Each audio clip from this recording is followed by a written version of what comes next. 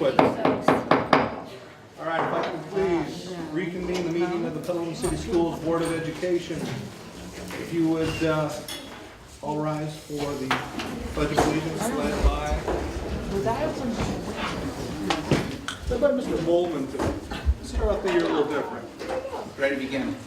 I pledge allegiance to the flag of the United States of America and to the republic for which it stands, one nation, under God, indivisible, with liberty and justice for all.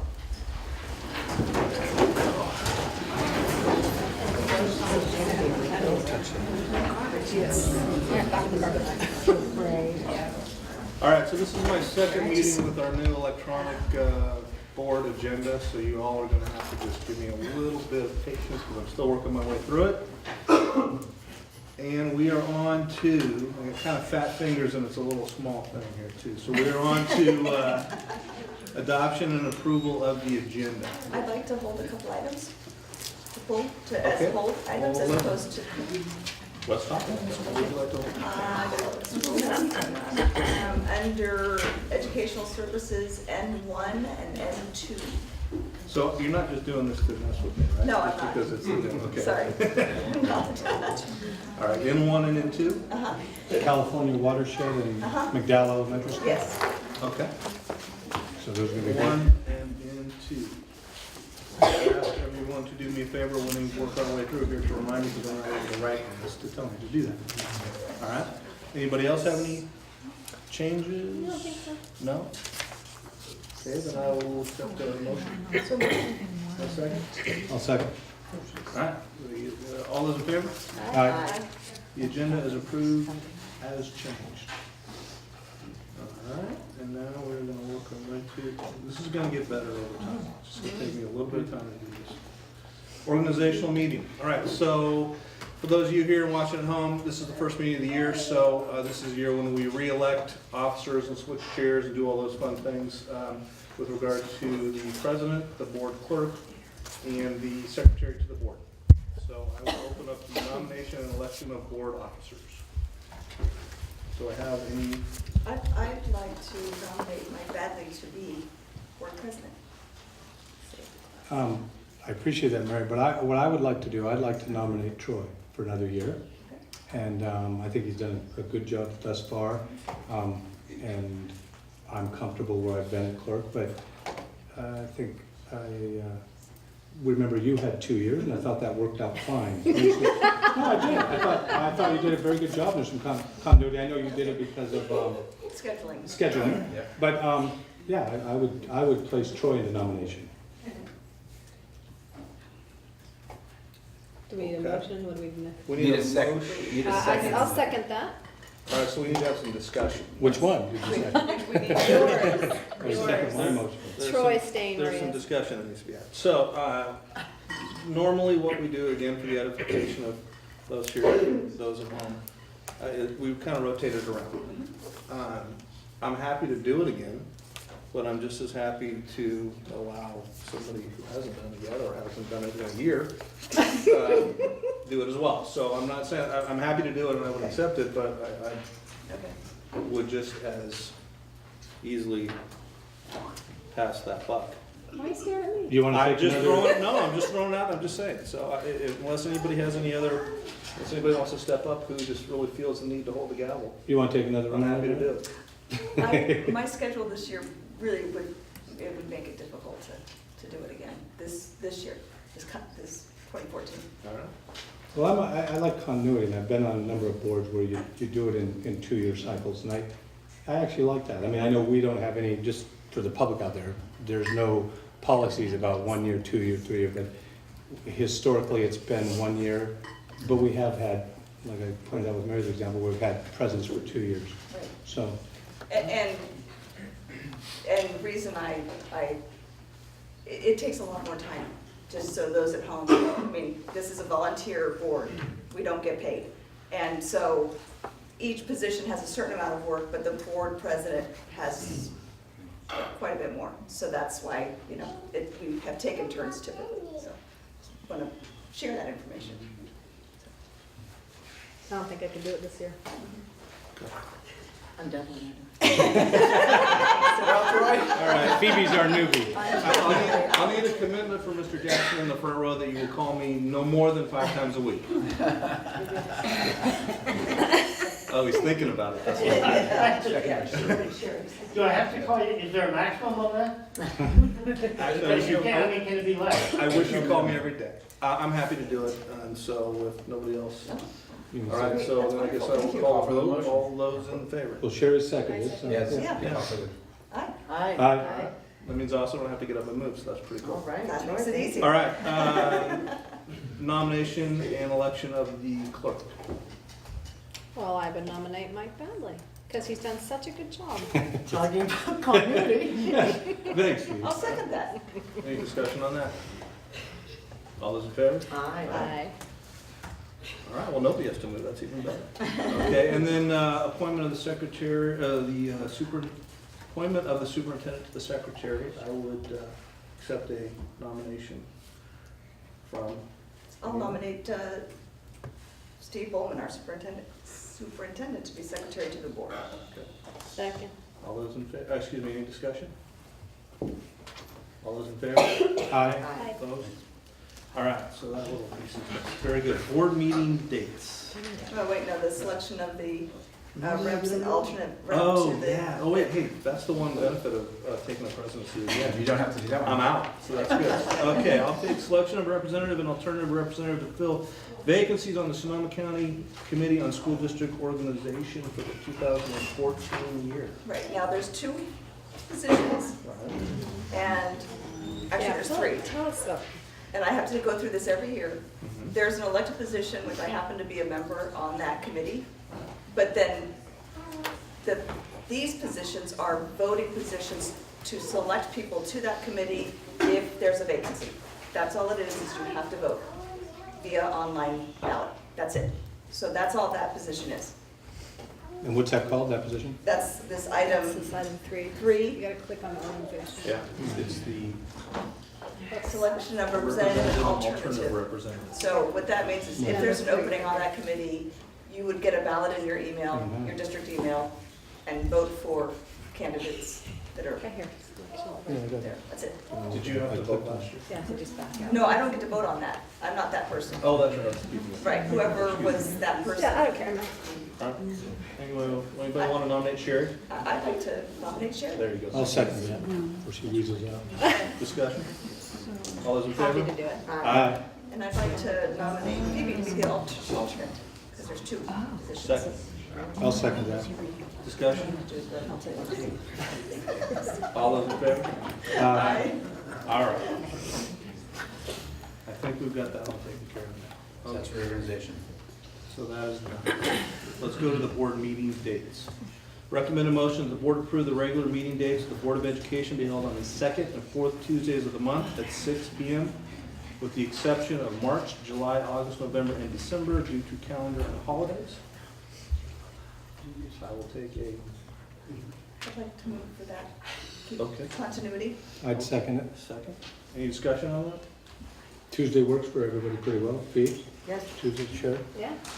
Yeah, we'd had a Sure. short discussion about the timing, but. Oh, we you know, did, actually. You mean like 6 o'clock? Yeah, 6, we make 6 o'clock work because it's better for staff, so let's just do that. Okay. All those in favor? Aye. Aye. Opposed? All right, so that is taken care of now. Organizational, let's go to the approval of the minutes for December of 2010. December 10th, 2013. Everybody was here. Everybody's present. All right, so everybody's available to vote. We got a motion? Second. Any comments on the minutes, any changes with the motion and a second? All those in favor? Aye. Opposed? And those go. Okay, to the fun stuff. Recognitions, reports, and presentations. So we've got some folks here from San Antonio, we've got some folks here from Valley Oaks, and then we've got Casa Grande, and we have Petaluma High School, so.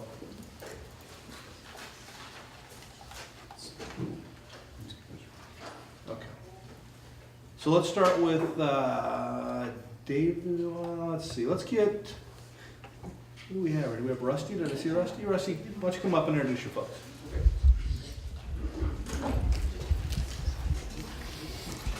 So, good evening, everybody. If you don't mind, I just wanted to take a minute. This is my first time back in front of the board since I've taken over my new job at San Antonio and Valley Oaks. I just wanted to thank the board for the opportunity to take on that leadership role. I'm enjoying what I'm doing, and I'm impressed as always by the teachers and kids that I see, so thank you again. Two speakers for San Antonio. The first one, David Martin, and the second, Mariah Ochoa. David is going to be graduating, finishing up probably sometime this spring, so he is very nearly done. And Mariah is one of our teen parents. She's got a 2-year-old. I think we can probably hear that 2-year-old periodically. Two very different situations, but two kids who have really taken advantage of what San Antonio has to offer.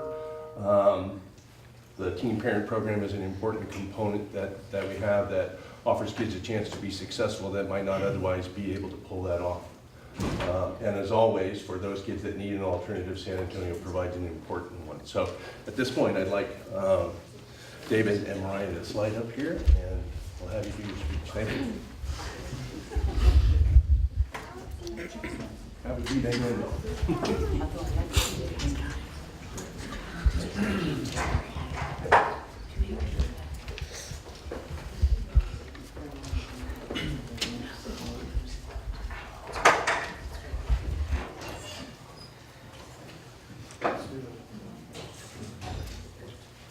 Good evening, board members and superintendent. My name is David Martin. Before I came to San Antonio, learning wasn't in my interest at all. All I would do in class was clown around, crack jokes, mess around, bother the teacher. I never really wanted to learn at all. That all changed when I came to San Antonio. I saw that this was my last opportunity, and all I could do now was better my situation.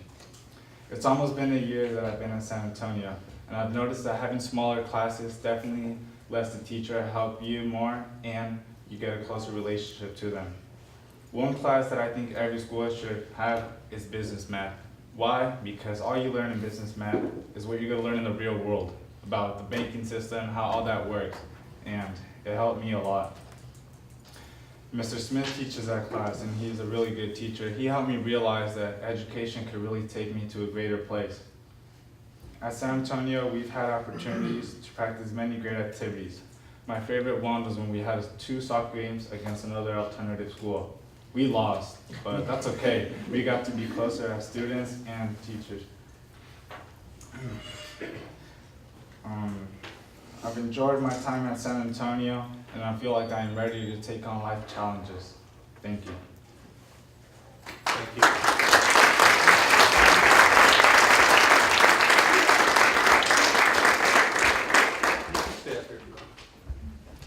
Stand up.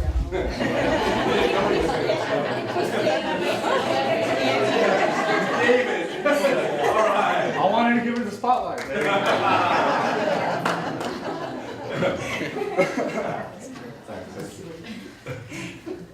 Good evening, board members and superintendent. My name is Mariah Ochoa, and I'm an 18-year-old teen mother to 2-year-old toddler Giovanni, who attends San Antonio daycare. He was born in Petaluma, and he's been here his whole life, and he's one happy camper. Everyone loves him, and he loves being in the daycare. After I had Giovanni, I thought that I wouldn't come back to school. I didn't even think it was possible. I was focused on learning how to be a mother. I had tried other settings until I heard about San Antonio and their daycare from a mutual friend. San Antonio was a perfect fit for my son and I, and it has been. This school has definitely helped my son and I in a lot of ways. I started out with very few credits and not much motivation to finish high school. The staff members and the daycare staff helped me become a better student and a more informed parent. Here at San Antonio, our teachers take the time to work one-on-one with students and make us feel successful and valued. The daycare staff helps us so much. Without them, I honestly wouldn't be here now. They have helped my son and I come such a long way. I never thought that it would be possible to graduate or even be close to graduating. I have real goals for my son and I with life and school. The many activities I have enjoyed here at San Antonio are the Health and Wellness Fair, where guest speakers are presented in a variety of fields such as nursing, domestic violence, and the Petaluma Police Department, and the Art Institute of San Francisco. We also had a diversity day where all of our teachers put together presentations to highlight the importance of acceptance and tolerance. I personally like these days and activities. It helped us get along and gives us all a chance to get to know each other better. Thank you for giving me this opportunity to share my story about our school. Thank you very much.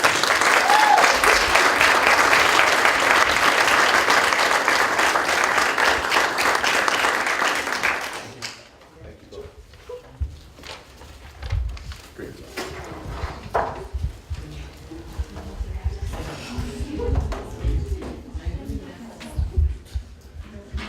So, second school, Valley Oaks. Represented a much steeper learning curve for me. I know a thing or two about all of it, but Valley Oaks is something that I am still trying to figure out and still trying to grasp in its entirety. What I do know is that it does exactly what we would hope for those kids that are not pursuing a traditional education. It offers a possibility to have some of the most energetic and enthusiastic teachers you will see in the district, elbow to elbow, working one-on-one with them in a way that I'm very proud to be a part of. So it's an excellent school, and I'm happy to be a part of it. Speakers tonight from Valley Oaks, Greg Castora and Caitlin Christensen. Both of them are likely going to be spring graduates for us and are very close to finishing up. So Greg, Caitlin, come on up. And hang together, if you will. Good evening, Petaluma School Board members. My name is Greg Castora, and I'm a senior at Valley Oaks. I would like to tell you my story and experience at Valley Oaks. At Casa Grande, my grades were not what I wanted them to be. I had higher personal standards, but I found myself struggling as a student, feeling lost and distracted. I felt discouraged about my grades, and I felt my goals slipping away from me while at Casa Grande. As a freshman, I had talked to my counselor and told him that I wanted to be a pharmacist. I wanted to get good grades, and I also wanted to get a job. What I didn't know at the time is that I needed some teachers to put me in their spotlights and learn about me and help me collect myself again. I know now that CASA teachers would have done this for me if I had asked and met with them. Mostly all I know is that if I had changed schools, and maybe I could get inspired to change my low grades and get out of my rut. I learned about Valley Oaks a little bit and got inspired that Valley Oaks could offer me a challenge on a more one-on-one level. I did not know it exactly at the time, but I needed a teacher that would sit with me and talk to me and get to know me and help me. Fortunately, Valley Oaks was the right place for me. Once I transferred to Valley Oaks, I found myself not being distracted at all. I got a 3.7 GPA my first semester there, and seeing myself reach my goals gave me a great feeling of confidence as a person and a student. Being at Valley Oaks made me start enjoying school and gave me time to start looking at my life and my goals again, and start imagining what I could do. I wanted and want to succeed in many areas of my life, and I wanted to find my way into adulthood. I started working at Panda Express and then at Della Fattoria, and I have kept a 3.5 GPA. Valley Oaks has given me a strong foundation. I've felt and seen myself grow immensely from making right choices in my personal life to getting grades I never imagined, with my standards set high and my schedule open for my creating and manipulating. Valley Oaks has given me the time to be employed, save money, buy a car, and get the taste of adulthood that I've wanted as a freshman at CASA. Independent study has improved my life skills and prepared me for the real world. It has encouraged me to own up to what I can do, and it has challenged me to see how far I can go. In large part because of Valley Oaks, I have learned and succeeded in time management, responsibility, taking initiative, and communication. I definitely feel more independent, successful, driven, and happy. I was stuck and depressed at Casa Grande, and if Valley Oaks has not been there, then I would not be who I am today. My teachers, Ms. Broges, Ms. Parker, Mr. Metzger, and Ms. Halsey, have provided me structure and requirements, but also given me the chance to shape my courses how I see them and need them and make them my own. I'm able to have discussions with them, and they really listen to my ideas. This is one of the main reasons why I love Valley Oaks. I feel that I'm really learning and understanding what I'm learning. My plans for the future are to attend the SRJC for my associates and then to Humboldt University to study animal biology and possibly become a veterinarian. Valley Oaks has helped me get closer to my dreams. My whole life has taken a positive 180 since being there, and I believe it was meant to be. Thank you.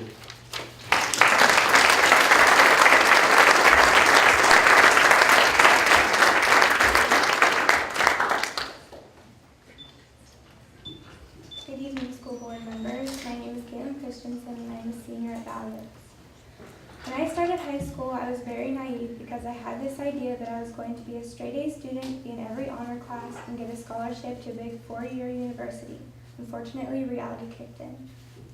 I was always a good student who loved to learn, but the high school environment was very overwhelming for me. I was not aware of this at the time, but I was severely struggling with social anxiety disorder. Coming to school every day was a battle, and sitting in a packed classroom was extremely difficult. It got to the point where I no longer wanted to come to school, and I didn't. Without the proper accommodations or personal knowledge, this disorder started affecting my school attendance, schoolwork, and all-around life. During my freshman and sophomore years, my unrealistic standards for myself, the always increasing academic pressure, and this unknown issue I was struggling with turned my big dreams into wishing I could just drop out and never look back.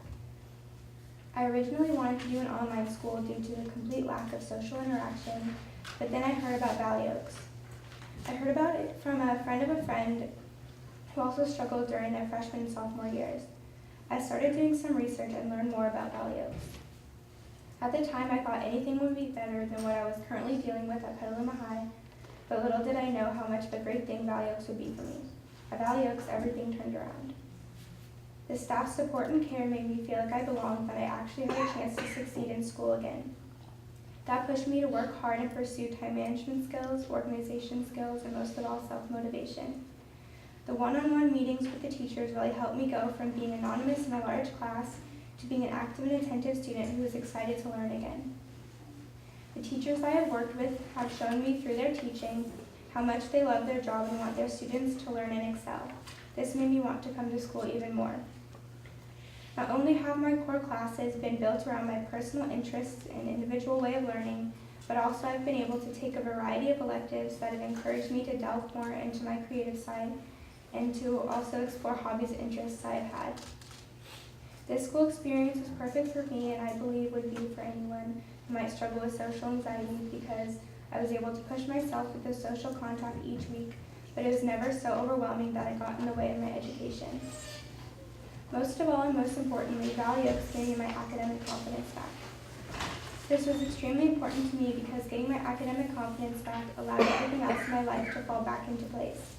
School is a huge part of any teenager's life, and when it is not going well, it usually feels like your whole life is falling apart, including your whole future. Looking back, I of course wish my first 2 high school years were better, but without that experience, I would not be where I am today. Right now, my interest is in psychology. Due to my flexible schedule as a Valley Oaks student, I decided to co-enroll at the JC and take a psychology class that I passed with an A. I plan to attend SRJC after high school and then transfer to a university. When I was a sophomore, I thought and honestly believed that I was a failure.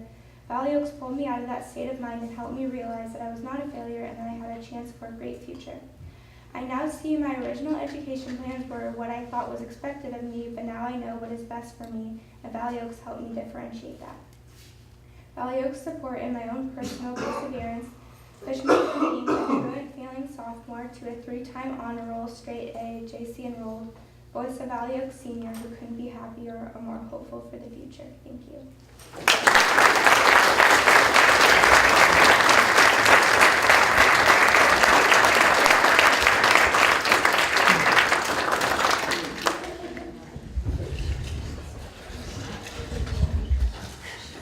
Rusty, thank you very much. Hey, my pleasure, I got to tell you.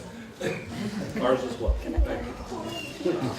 I'd like to share with the Valley Oaks students that my daughter graduated from Valley Oaks, and she's going to be graduating from the University of Nebraska in May.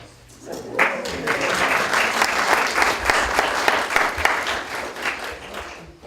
Thank you all very much. All right, let's move on to, Gardia looks like he's very anxious, ready to jump up here, so let's start with Casa Grande. Thank you.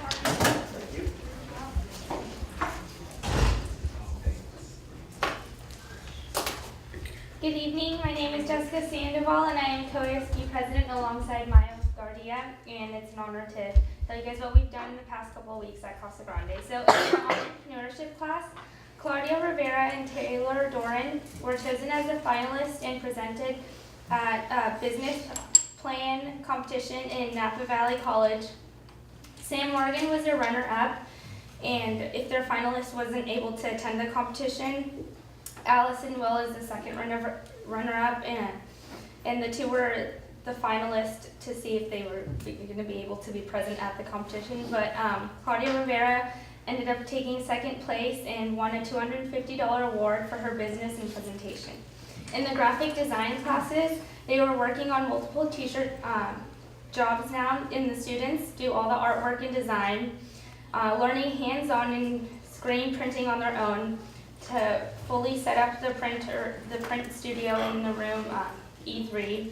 They have completed 5 production screen printed shirts jobs and are continuing to work on more. Logo buttons for the sardines and the E9 design are now on the Casa home site. Now for band, 24 band students from Casa have been accepted into and will be performing in the Sonoma County Honor Band on January 18th. They will be performing in the auditorium at Santa Rosa High School. 10 choir students from Casa will be signing in NorCal High Choir, representing students from all over Northern California. 11 band students from Casa will be in the NorCal Honor Band the same weekend. Both groups will be performing on the world-class Wheel Hall stage at the Green Music Center at Sonoma State University on February 8th. Matt Campagno has been accepted into the California All-State Honor Band on trumpet. William Wolfson has been accepted into the California All-State Orchestra on piano. Both students will be performing in Fresno on February 23rd. Now for sports. A prosperous season soon awaits the Casa Grande basketball team after going 7-5 in the preseason. Falling short in the first 2 games, the Gauchos hopefully look to better up their season. Last Saturday, the Casa Grande cheerleaders competed in Elk Grove at their 3rd regional competition, bringing home another first place plaque, continuing their winning streak. Their next competition is this Saturday, and we wish them luck. And due to their accomplishment, the team has decided to compete at the national competition this March. And finally, for leadership, before the break, Casa Grande leadership students adopted a family from COTS for the holidays in effort to spread the holiday cheer and create cherished memories for the families in our community. And during the break, students lent a hand to those in need by volunteering some of their time at the Petaluma Soup Kitchen. So that's what we've done so far. Hope you enjoyed. That's a good start. Thank you.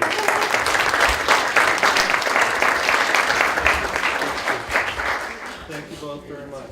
Do we have a Petaluma High School representative?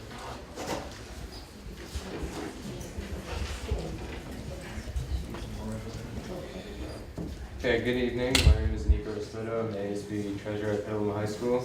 Before we were let out of break, the holiday spirit was definitely flowing through our hallways. We kicked off with our annual holiday cheer can drive, which is, as always, is very successful. In total, our school collected around 4,000 cans and over 1,000 toys.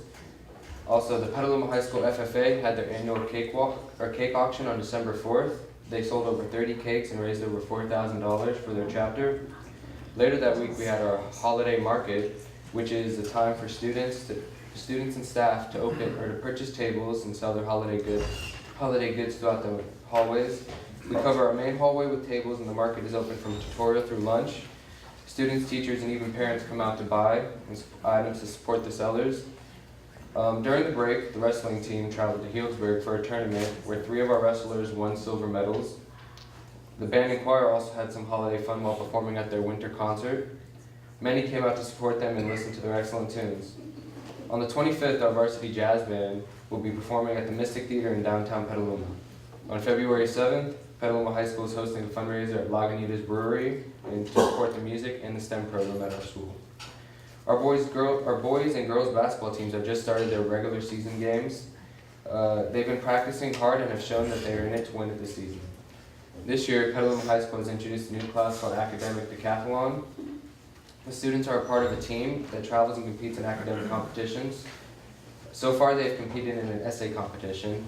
On the 25th, they are driving up to Fairfield to compete in a competition which will involve speeches, interviews, and a multiple choice portion. ASB right now is working hard on planning the winter formal dance, which will take place on Saturday, January 25th, from 7:30 to 10:30 in our gymnasium. These past 2 days, our school has been focusing on students choosing their electives and pathways for the upcoming year. Our students have gotten the opportunity to travel around campus and learn about all the elective courses that our school has to offer. We concluded this with a Trojan Connection meeting by showing some of the pathways that are available to apply for a senior year.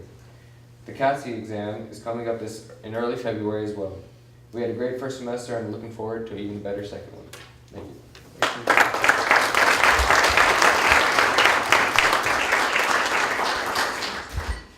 Discussion on that?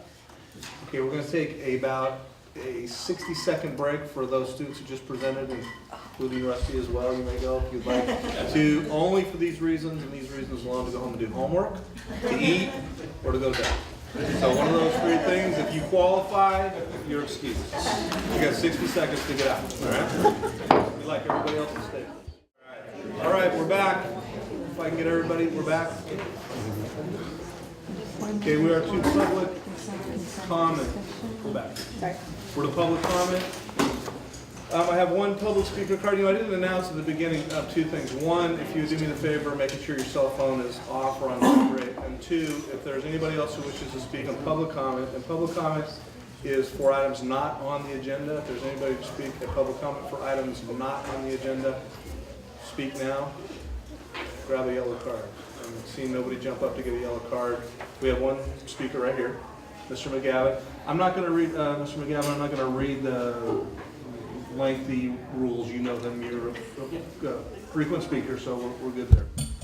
So I have Mr. Paul McGavin speaking on technology. Now, the other question I have for you is this is not going to be duplicative to the four other hold items of which you will have an opportunity to speak at later in this meeting. I think not. We're talking about process problems in the Petaluma City District, as well as what is currently happening in the district, which is not part of tonight. If you'll make sure that... Yeah, it won't dovetail, right? It doesn't have to do with the cost of routers and things like that. Very good. So you have 5 minutes, please start. Okay, great.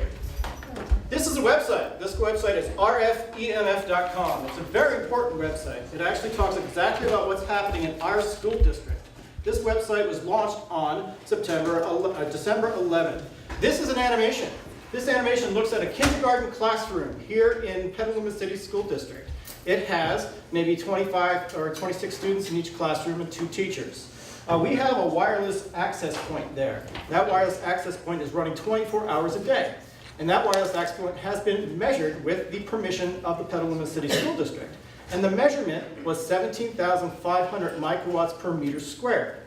I worked with senior engineers at the Federal Communication Commission and OSHA, Federal OSHA in Salt Lake City. I got agreement in writing from those gentlemen on what is the appropriate way to calculate the total cumulative radio frequency, electromagnetic fields, microwave radiation that happens in a classroom. This is the result. You can see here we have the dates, January 13th, 14th, 15th. Throughout this day, the first day, we exceeded our federal maximum public exposure guideline 8 times in one day.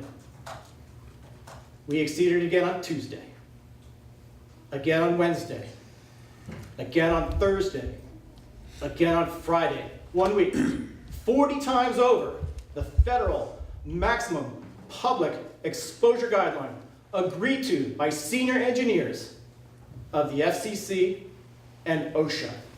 These folks have known about this since September 10th. I shared that with them on September 10th. Nothing has happened. These poor students who are not using any wireless for their education are getting this exposure for no reason at all.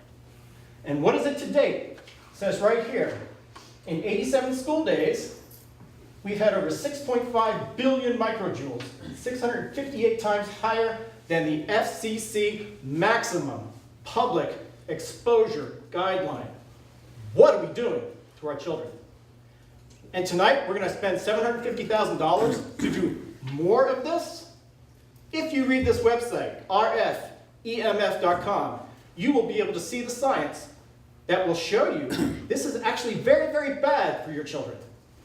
Any child who's sitting next to a wireless device within 10 minutes shows the effects. A simple blood test will show that their blood is clumping. And that cuts down on oxygen going everywhere. It leads to headaches, attention problems. You get it long enough, it leads to illnesses and cancers. People who live 1,000 feet from a cell phone tower get 12,000 microwatts per meter squared. We have 17.5 in this classroom. This is just representative of many classrooms across our district. How do you solve this problem? Totally simple. You actually just turn off the wireless access point, you put your internet access through wires. Problem gone. Solved. You'll save $500,000 off of this project they're trying to do, and you will make it safe for all the students. This is rational. This is high-tech, high intelligence.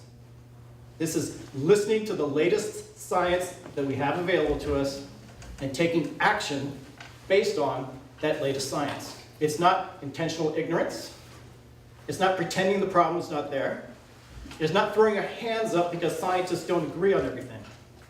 It's actually trying to figure out what we do know, what we don't know, and what we should do in that situation, which we are right now.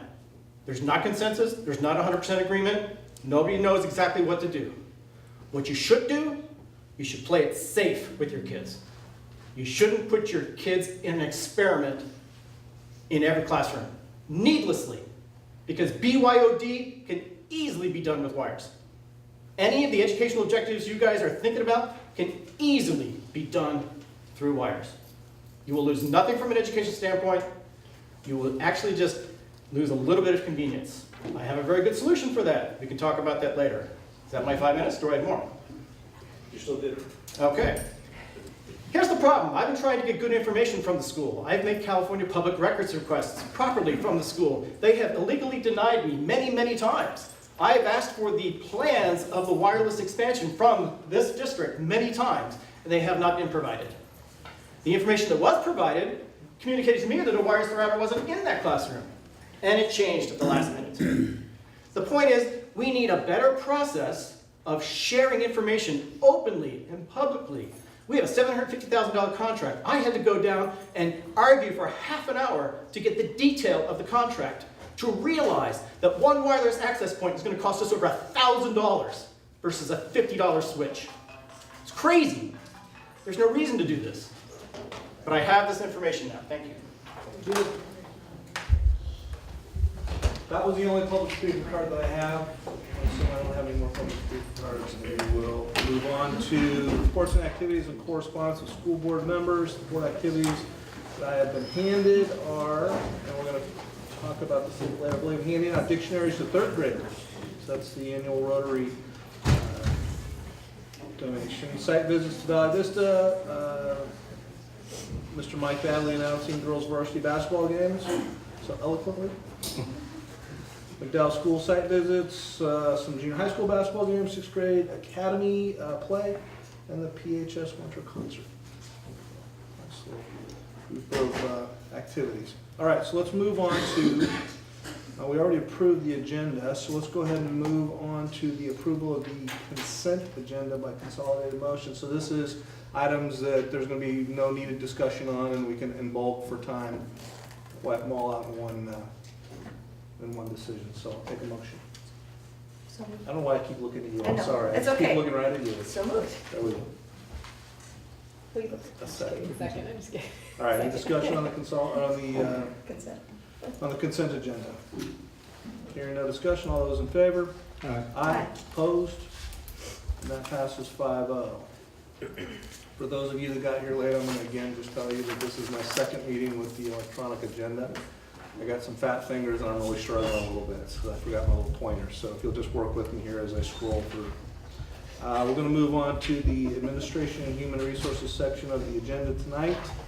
And I'm going to scroll down and find that the Williams settlement for discussion. Do we have any discussion on that? There were no issues with the Williams settlement? Act, okay, so we don't need to make any action on that. There's just no discussion. There looks like no hold items for Human Resources. We're going to go to Business Services, and the first hold item that I have is donations. And the recommended motions for the board to accept this list of donations given to the district and school sites. I will take a motion. So moved. Second. And a second from Mr. Valley. I'd like to Midge for some discussion. Yes, I would like to invite Ms. Libby Fitzgerald up from the Petaluma Sunrise Rotary Club. And Ms. Fitzgerald has a lovely donation of over $11,000 for awards. And I'd like to hand out a listing of the awards for the board to look at. So, Libby, Thank you, Mitch. the show is yours. Thank you. All right, to the board and Supervisor Bowman, I'm Libby Fitzgerald with Petaluma Valley Rotary, and this is Dave Hansen from the Petaluma Sunrise Rotary. And we don't have a representative except Mike maybe from the Petaluma Rotary Club. There are 3 Rotary clubs in the town of Petaluma. And 10 years ago, in 2003-04, we started a program called Lend a Hand to Education to provide small mini grants to teachers for $200 or less. Usually this was money the teachers were taking out of their own pocket. And the reason we started it then, which is like even true today, is because the budgets had been cut from the state, and we thought we would lend a hand to the teachers and help them out for supplies in their classrooms, field trips, and things that were a little under the radar screen of Petaluma Educational Foundation because they were $200 or less. So Dave? Okay, and this year, all 3 Rotary clubs together have raised an increased amount of money, and this year we raised almost a little over $19,000, and we go to schools all through the Petaluma area. And the amount of that goes to the Petaluma School District is just under $11,000. And we've got the list of grants here that Libby has, and we'll give that to you with, I guess we give it to somebody to check. But these are for, as Libby said, for small contributions for each student, each teacher to support their work in the classroom. Thank you, very appreciate it. Thank you, enjoy it. Thank you very You're much. welcome. And so Rotary members are going out to all of the schools during staff meetings this week and next week to present special certificates to all of the 103 teachers who received these grants. And that way we make a little more of a local impact and face-to-face with the teachers and encourage other teachers to apply again next year, because every year we keep going up. So it's our pleasure, and this is Rotary's passion for help in the community for youth and education. That's great. Any discussion? Just reading through what the teachers have asked for and what you've been able to fund for them is such amazing stuff on here. Thank you so much. Well, that's your teachers. Thank your teachers too. And I'd just like to thank Libby, because it's a year-long effort, and she loves to do it, and she does a very good job and coordinates 3 Rotary clubs with And Mr. Dave. Hansen.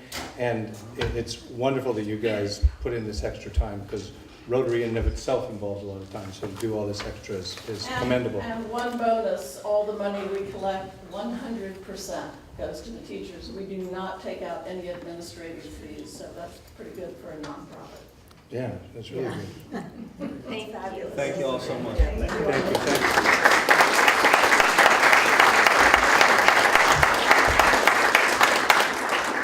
I tell you, it's great living in Petaluma. It really is. All right, we got a motion and a second. I guess we need to actually accept the check. We'll have to have Steve give it back, so. All those in favor? Aye. Okay. Thank you again very much. All right, let's move down to item 5, purchase orders. Recommended motion on item 5 is the board approve the list of purchase orders in accordance with board policy 3314. I'll take a motion in a second, and then a little discussion. So moved. Second. Okay, did anybody have any conflicts on a personal basis with any of the purchase orders listed? None. We're all good? Everybody eligible to vote? Therefore, all those in favor? Aye. Opposed? That passes. 5.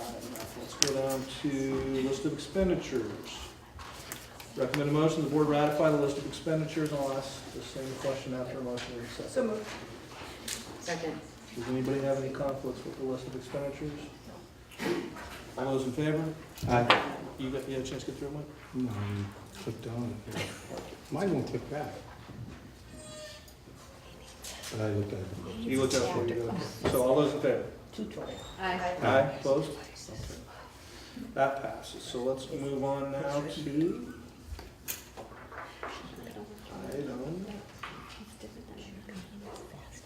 Let's see, looks like item 7. Purchase agreement authorization, AT&T Capital Services, Inc. And the recommended motion is for the board to approve the agreement. I'll take a motion in a second. We'll have some discussion. I got you. Do I have a motion?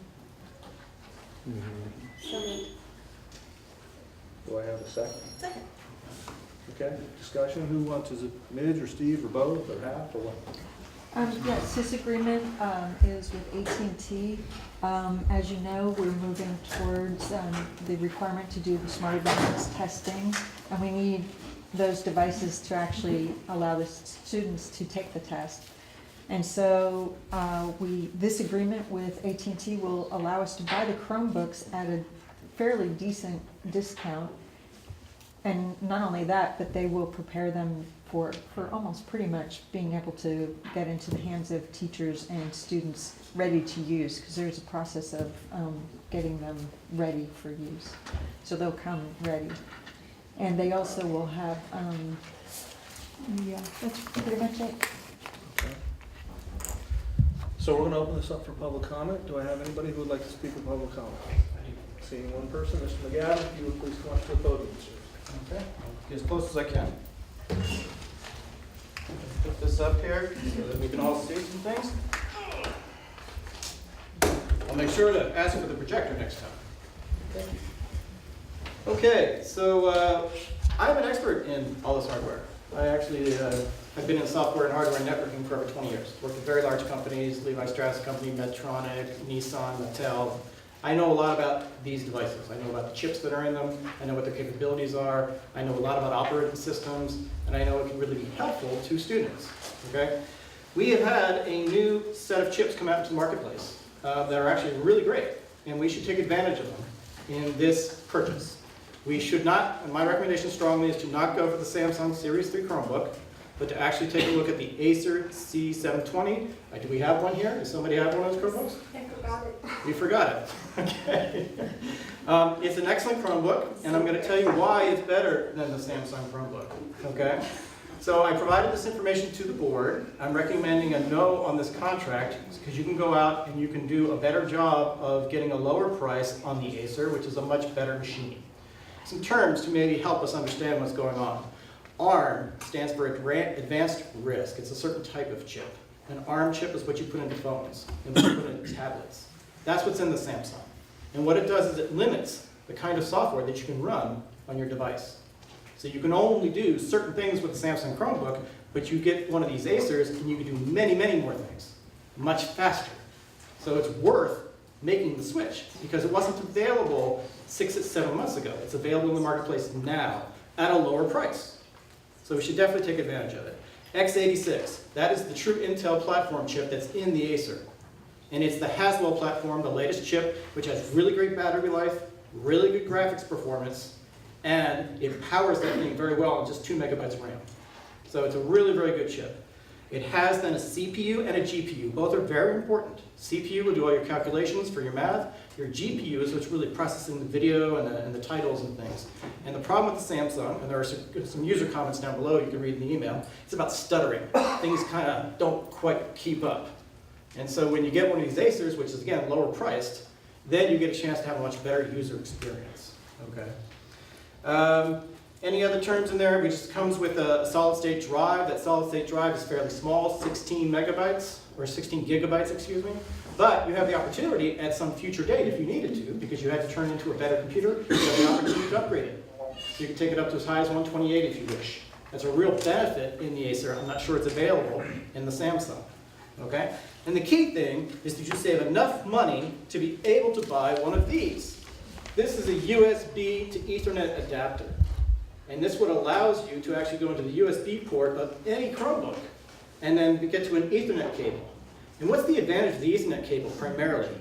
Gigabit Ethernet connection. That's 1,000 megabits per second. You only get 600 megabits off a wireless router. You get a gigabit through a wire. You get a lot more bandwidth. And you get a lot more video coming through. And when it does come through, it comes through safely. It doesn't bump into your kid's brain and body on the way. So by keeping it safe and enclosed in the wire, it's better all the way around for security, for speed, for health and safety, for cost. Many benefits to buying this for $12. I know the guy, the owner of Pluggable, he's willing to deal directly with the Petaluma City School District. He will give you an extra discount that you could not get through CDW. I've already talked to him. So every single Chromebook you buy should have one of these. That enables your students to use it safely, okay? So the main thing I'm trying to show you here is that it's a faster chip, and one of the most important things that you can do then is you can take this laptop and you can make it go 3 ways. You can say, hey, we're going to stick on Chrome OS because we like the whole Google experience. That's good. You can do that. You have another option. You can put on, don't get scared, it's called Linux. Linux is free software. It is an operating system that looks and operates almost exactly like Windows 7. It is absolutely free, never a licensing fee. You can run Windows Office on there. It's called LibreOffice. It is an exact copy of Microsoft Office. It's absolutely free. You will never pay a licensing fee. You will save lots of money. I've seen 5 years of invoices of this technology department, and I can tell you, they buy a lot of Microsoft Office licenses unnecessarily. They buy a lot of Microsoft Windows licenses unnecessarily, and a lot of Apple licenses unnecessarily. Save all that money. Switch to Linux, and you'll never spend that dollar again, ever. So you can actually run it on that Acer Chromebook along with the OS for Chrome. You can go either way. But if you really, really needed a Windows computer, no problem. Wipe out the drive, put Windows 7 on it. Wipe out the drive, put Windows 8 on it. You can't do that with the Samsung Chromebook. So what it does is it gives you all kinds of flexibility. It gives you a much faster chip at a lower price. I can see absolutely no reason not to do it. So when you get down to the PDF that shows you what the savings could be, this is the one I put together and shared this with the school board. Paul, is this the, excuse me, I just want to be honest, is this the email that you sent? Today, this afternoon, you may not have seen it. Today, maybe one-ish? I don't know exactly when, but this is it. So if you understand, it's about a $35,000 savings with the USB adapter if you're able to get a 20% discount, which is what you got off of your Series 3. Series 3 is at the end of their life. They're about to replace it. So CDW has a bunch of inventory they're trying to dump on schools. And so the point is, the Samsung may be a little harder to find right now, but it's worth holding out for it. I'm not the Acer per se. The Acer is worth holding out for it. So I just hope our kids have the best. Let's let them finish those. Oh, exactly. Okay. Yeah, I just hope our kids get the best because it's going to have longer life, right? And I wouldn't lease them. I'd buy them, right? I mean, what happens at the end of a lease? Do you have to give them back? I use my laptops for 5-6 years. This Acer Chromebook is going to last 5-6 years. You'll get 5-6 years use out of it easily because they are so flexible. You can put new hard drives in them. You can actually put different software on them. It's everybody, every teacher could use one. Instead of buying an expensive Windows laptop, boom, give them one of these Chromebooks and Linux and you're done. $200. Any other questions on this one? You You mentioned that they're harder to get. Why are the Acers harder to get? They're just new into the marketplace. Okay. That's all. They're just ramping up, like brand new out there. But you can read all the comments from on Amazon, and there are 500 comments in there. People love them. I mean, and you have one. Would you like to say anything about it? Yeah, so the 3 technology items, I have some questions that are kind of general to all 3 of them. So some of them I might save for the next item. But so I've spent some time with Mr. McGavin this weekend, and he is the 3rd person to call me, particularly on the next item, in regards to technology. And I'm starting to get a little nervous about our hodgepodge of technology and the fact that when things come through the board, they're pretty general.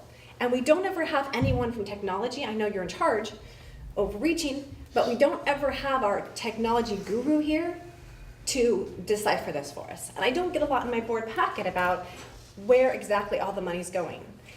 So coincidentally, when he sent the information about these Samsungs, I for Christmas, I'm so embarrassed that I didn't bring it. This is the first time I've had my own device to bring, and I was in a hurry today. I ran out and couldn't get my husband in time to bring it down. But anyway, I have a couple questions. So I love the Acer. My husband did all the research to find the best thing for me to use here at the board meetings, and that's what he came up with. It appears we could save a lot of money on them. I understand that we have Common Core money coming down and that we have to spend it, and there's limited things we could spend it on. But I'm sure there's also a lot of companies that realize we have that money, that all these schools are getting the money. And I just really want to make sure that we're getting the best bang for our buck, and that if we have extra money to put in professional development, other things for our teachers, that we do. So back to this issue, I have questions. What is Lightspeed? Why do we need it? I got my Acer, I didn't need any software for it, although I'm not a teacher using it in the school. So why does it have to have stuff put on it and be prepared? Again, how did we go? Who advised us to get these versus the Acer? Did the technology committee look at these and try them out and work with them and make a decision on one over the other? And why the lease? Why are we not buying them? Those are my questions. Maybe before she goes in the answer, I have a couple of points. Is that usually when you lease, it's cheaper than buying. Mm-hmm. Also, I mean, he said that these things are they're old technology, I guess, to paraphrase, but being not dumped on schools, that sounds kind of ominous, but just being, out there at discount prices, it seems like they would be priced well below the newer stuff. Mm-hmm. Usually that's the case, is you buy old, but you think, we can get by with it because we're not going to use all the applications. This seems to be kind of almost the opposite, that the newer thing, at least what he's saying and she's saying, is that it allows you more options. And so it's why would you buy the old technology at a greater price? I could see if he came up and said, it's only $35,000, $50,000 more, okay, well, we don't have that. But if it's $35,000 less, just to accept his figures, mm-hmm. That really starts to raise questions. Mm-hmm. So those are my 2 comments. With regard to Lightspeed is the software that brings us into compliance with students having inappropriate access on the internet. So that is part of the prepping and the installation of the software that's needed to ensure that we're in compliance with that law. And can that be put on the Acer? I mean, I don't know. I am not familiar with that piece of equipment. Jane may be. It's a cloud-based. Excuse me. It's a cloud-based solution, and it would replace the IBOS filter that we use from SCO. It's a more powerful filter. And a more all-inclusive filter that will also respond when the kids take the devices home. It will keep the filtering, the district level filtering will follow the kids home with Lightspeed. What do you know about Acer? Do you know anything about the Acer? The Acer, we've actually been looking at the Acers. We've been looking at a couple of different Acers, not just this one. Where they're also coming out with one that has a touch screen that is just out. I've had a couple of discussions with AT&T around this actual issue that, okay, wait a minute, Samsung's, how close are we to end of life here? And everybody's saying we're about a year out on end of life of the 3 Series Samsungs. But the Acers are an attractive alternative, and I've asked AT&T if, since they were able to get us such a good deal on those Samsungs, if we go forward with this contract, will we be able to switch those things out? If we want to buy Acers instead of Samsungs, and they assure me that we will, and we will get the deep discount that they are providing to us on those units also. Then why wouldn't we just do that instead of doing the Samsungs?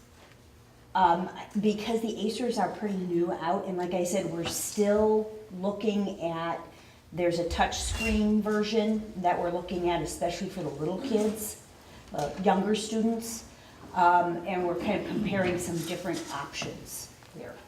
I know about touchscreens, you want to know more about it. And lease, why buy? She asked the question of why the recommendation for a lease over a buy. It's just a cash flow issue primarily. And also you just cycled through, typically, you know, this is gonna be a 3-year lease. That's usually when you replace this. This is kind of like a line of credit, and we would be replacing units as they either are disabled or broken or just lost, whatever. So we're like leasing indefinitely, or, I'm sorry, I still don't understand. You'd be leasing indefinitely. You can bet. This would be, Wait, is it closed lease or open lease? is it close? So you have to lease again. But what I Hang on a mean by second. that is, this, Excuse me, stop. Public comment's closed for you now. If there's a question, we'll ask you. There's 3 more items to go through here. I'd like to make this as painless and as productive as possible. Okay? Thank you. when I say it's a line of credit, you know, this is for purchasing into the 750 Chromebooks or equipment. And, but we don't have to utilize it all. So if Jane were to find a unit that was a better option, we don't have to fully utilize this entire line of credit, so to speak. So are we suggesting to purchase 750 of these? Or Like we that may was or may not? 775. Is it 775? It's 775. Because I just don't want to, I personally don't want to vote yes on this because the way it's written, it's for those Samsungs. And I don't want those. I don't know if those are the best things to have. Yeah, I feel like we need to do more research on whether it's the Acer or it sounds like there's other items out there that the district's looking at. Or have something that says appropriate equipment with a 3-year. So this does kind of beg sort of a larger, bigger problem that we have, which is the software problem we have. It's the same thing with Aries, right? So much of this is going to come down to an opinion. There's going to be conflicting reasons why we do things. Lease buy a particular model because it is non-wireless compatible, it's Ethernet compatible or not Ethernet compatible, which I suspect that these Samsungs are not. Is that the case? No, they have an Ethernet cable. They also have, the Yeah. ones that you're considering buying also have an Yeah. Ethernet? Okay. There's gonna be all kinds of different reasons to buy and not to buy. This can get into I'm not saying, I don't disagree with you necessarily, I'm just saying we have to be mindful of the endless loop of indecision. Because there's always gonna be something slightly better just around the corner that we really should wait to get. And I mean, I've gone through, we didn't buy a TV for 3 years for that reason. Not to personalize it, but it's just the truth. So I just want to balance. I don't necessarily disagree with what you're saying, but I don't want to get in that loop. I think what she's saying is, can we have an agreement that Doesn't specify a product that right, I that feel can tied give to. you, to make sure it delineates that there's an option to have an alternative product Yeah, not just within AT&T. that agreement. So that if you find that you'd really rather have X, that option is there. Is that what you're saying? Yes. If everyone agrees that there's a year left on them, is that what? Or When they talk about end of life, what they're talking about when the manufacturer is going to stop manufacturing them because they're coming out with the next model. That's what end of life means. So, and in technology, I mean, we all know, every single year there's a new one of these that comes out, and you have to go, those of us who are the early adopters run out and buy them, and we're so excited for a little while, and then the next new thing comes along, and that's going to continue to happen. Especially with technology, especially with devices. They are coming out continually, they're upgrading continually, and we need to make sure that, I absolutely agree, we need to make sure that we are spending our money in the best way possible to support our teachers and students. That's what this is all about, is supporting teachers and students. But we also can't go into paralysis, thank you, paralysis, because the next one is coming. The next one is coming. What about another point though, I mean, the speaker mentioned a point about taking care of his laptop for 5 or 6 years. I have this, I'll probably be packing it around when people have it just on their head, and I'll be the old dinosaur. But students aren't going to take as good a care as his laptop or my laptop or her laptop, students being students. And so in some ways that makes sense on a turnover to me, less than waiting for the more advanced technology. Is just as long as we have a vendor who's going to eat these broken, kind of patched up things back, no cost to us, we're not paying for damage. You know, they know it's a 3-year cycle to school students. Right. But the way I've always looked at technology is to get something basic that fits our application. But we also have to be mindful of cost. You want the best bang for the buck. Mm-hmm. And we have these time parameters because we got to get a smarter balance, and I get that. But I don't think we want to race to waste money. We want to do something that is going to be effective and works. And obviously, if we're going to think of 3-year cycles, then it's going to fill our needs for 3 years. But just so you know, I mean, Jane has done a lot of research in the technology department. They looked originally at iPads, not a good fit. Chromebooks have been invested in. And the other issue is when you have multitudes of different types of devices, that means your staff also needs to be savvy in every single, in the smorgasbord, and that gets difficult too. So when you're trying to make investments like this, and you want to get to, at least at a point in time, some level of standardization so that you're dealing with the same unit, and your cost or your training really of your limited staff to deal with these devices they're not overextended. So, because we have limited resources to hire staff to manage these devices. So that's another aspect of looking at this. There has been an enormous amount of training spent on the Chromebooks. And like Jane said, it's, We have, just too many out there. And the Chromebooks are a great solution for students, it's not a single solution. We're going to end up, in the end, we will end up with a multitude of devices. We're going to have some iPads, we're going to have some Nexus tabs, we're going to do this, we're going to do that. Yeah, we're going to have all this different kind of things floating around. Right now, the Chromebook is a wonderful solution for us because, and it doesn't matter which Chromebook, but there's a management council that lives behind this that is very easy to manage. And what we can get, AT&T is getting them to us white gloved, what we call white gloved, which is they're assigned into the management council, the teacher or the student opens it up and they're ready to go. We can track it, we can tell where it is. If something happens to it and it wanders off, we can find it on a map. All of that kind of thing is very important to the management and the use of these kinds of devices in a school district. Because we're dealing with lots and lots of kids. They're little kids, and things happen. So it's really important. We also, Midge is right, we have an extremely limited technology staff right now, and this management council that lives behind these Chromebooks is really helping that. It's really kind of providing us the efficiency and effectiveness that we need in order to get this beginning rollout on the BYOD or the one-to-one.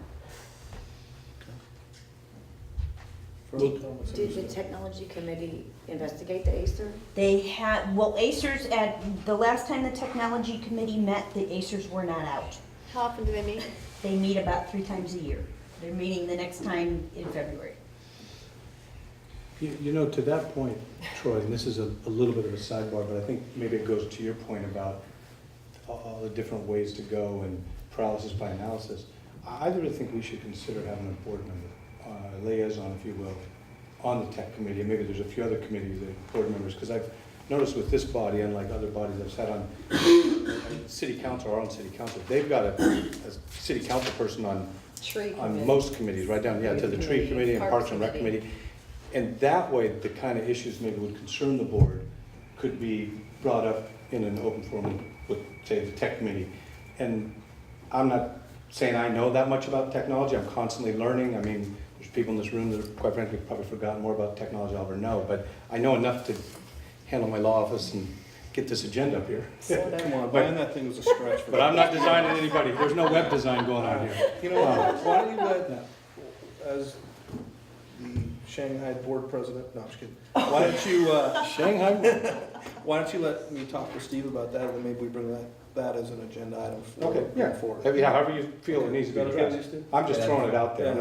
Yeah, let's do that. Just something worth visiting. Sure. For these kind of reasons. So the technology committee settled on this. Settled isn't the right word, but you know what I mean. Decided this. Yeah. Okay. And when is the lease to begin? It's as needed, so we can purchase these and get them into the hands of the students and staff as needed.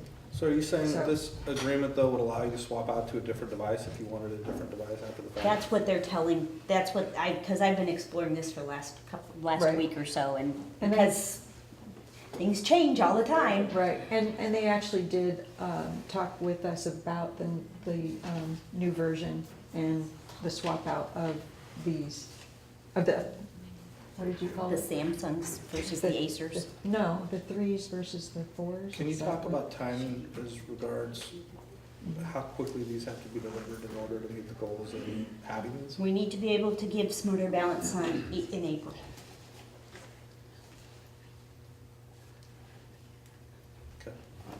We meet every 2 weeks. I'm just not comfortable until that says that in it. But we can, I've got lots to say on the next item, so we probably should move along unless someone else has questions.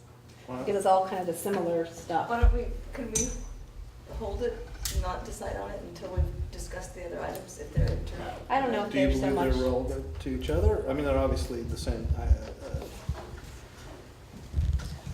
Well, I know technology piece, how but- I'm gonna vote on this item, so nothing's gonna change it.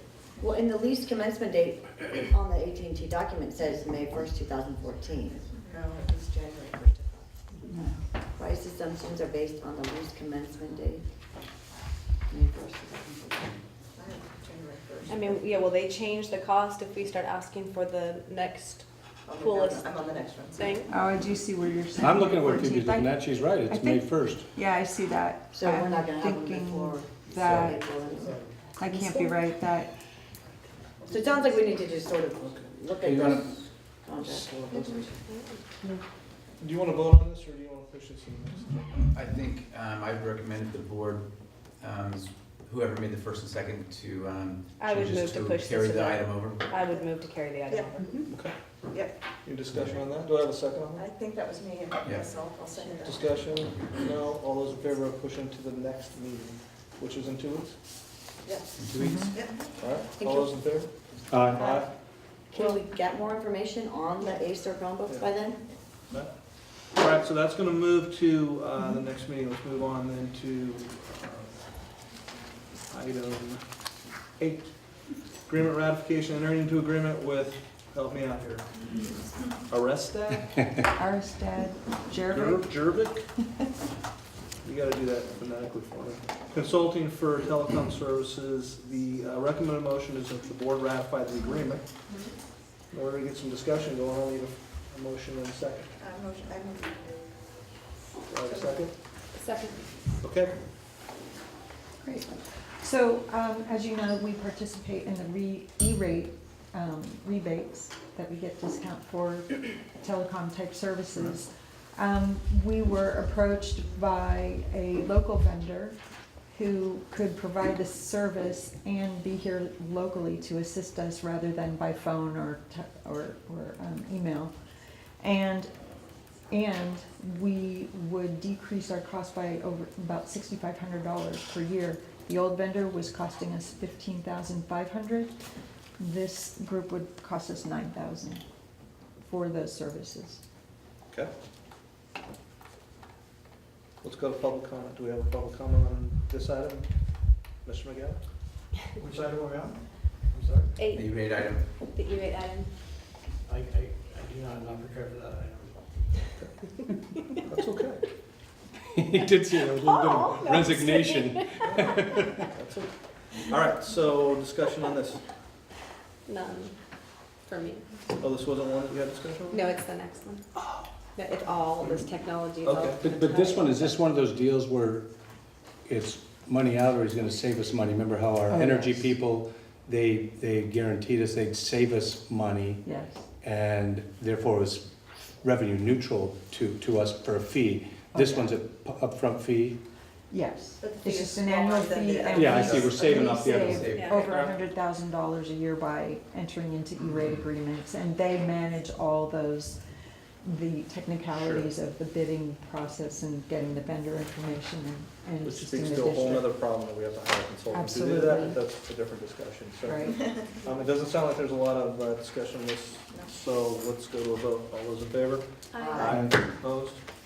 All right, so that passes. That was item number 8. Moving on to item 9, purchase agreement ratification with AMS Net, a Delaware corporation, and find it in the best interest of the district to co-join, also known as piggybacking, on the County of Merced's contract number 2009-121 for district-wide technology and low-voltage system upgrades to expand wireless access. And the recommendation is for the board to ratify the agreement, again, for discussion purposes. I need a motion, a second. So moved. Second. All right. Great. So this is, as you know, we have shared with the board that we have maxed out in our capability to access the internet. And so right now, we could have a number of people in the room and wireless devices or whatnot who we literally cannot get on. So this is to expand the bandwidth for the district. This would enable the district to perform the Smarter Balance testing that's coming up in April, as Jane had shared, and get us there. Without this agreement, we would not, students would not be able to participate in the testing at this time as we stand right now. Let's go into public comment. I think I heard one. Let's keep that going. Okay, unfortunately, I have a lot to say about this topic, and I'm going to be as efficient as I possibly can, because I want you to have the very best information to hopefully make the best decision. Efficiency is going to be required. That's really great. I think the very first thing we should do is take a quick look at the cost. And this is something that I had to pull together at the 11th hour because I just got my hands today on the details behind this contract. The details on this contract were not available to the board, and they were not available to the public on the website. And so when I actually went down and made a public request for it, I was denied for a good 40 minutes. Thankfully, Jane brought the contract out to me, and I was able to see the details of the contract. So I have it loaded into a spreadsheet now. And it is appalling how bad this contract is. This would be one of the most foolish things you could ever vote on.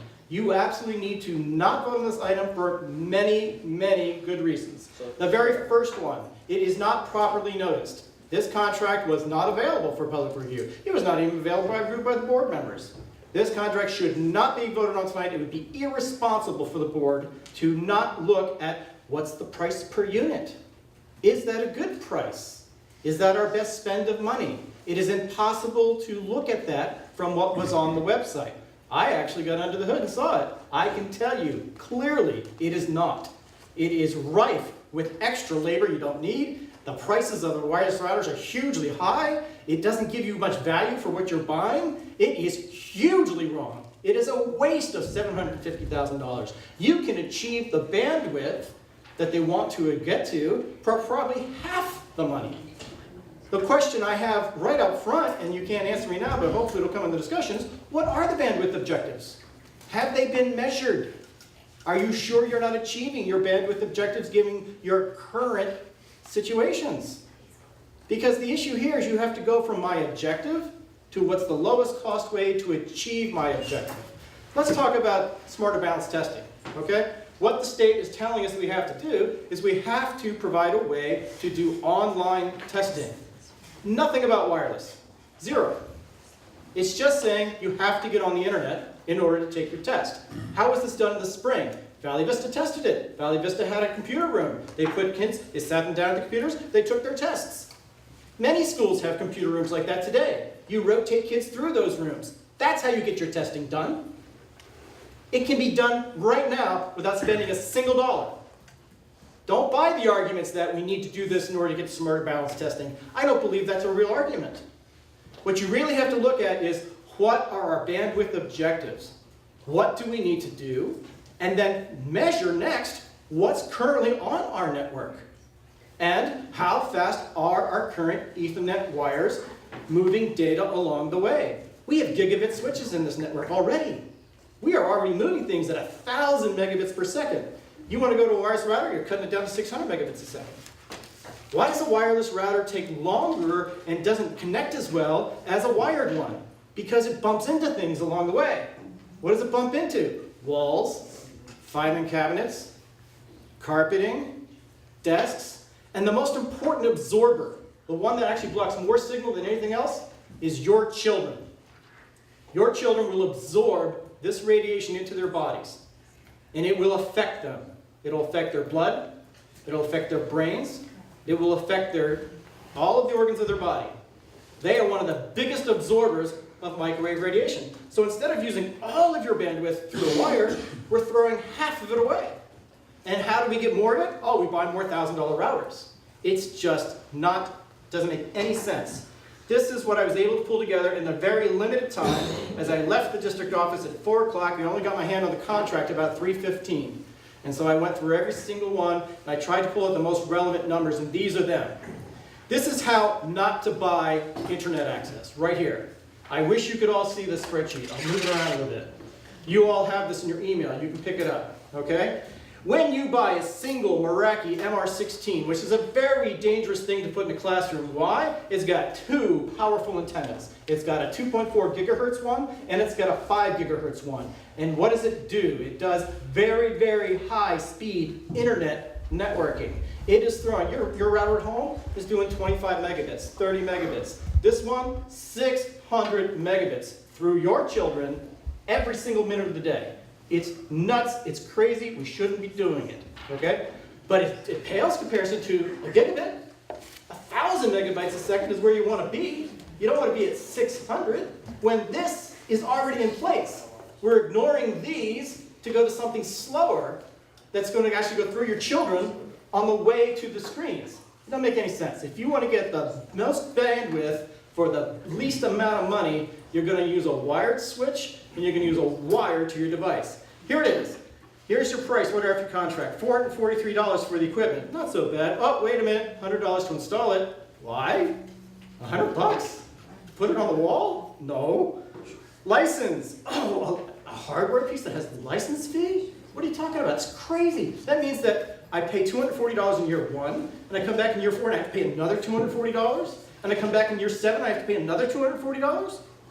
So what that means is that in year 4, I've already spent over $1,000 for one wireless access point. One. That's crazy nuts. That is a waste of money. Let's take a look at how it is when you look at per users. Excuse me? You're going to be efficient? I'm going to be thorough, sir. I'm going to get it all done. What we're going to do is we're going to take a look at per user. Pardon me? I'm going to knock you off the table. You're going to be efficient. So quit repeating yourself. We're talking about this contract. I am. I'm talking about this contract. We're not talking wireless versus Ethernet right now. That's in this contract. This contract is for wireless. I'm trying to tell you the benefits. I understand that. It's not to decide whether we're going to have wireless.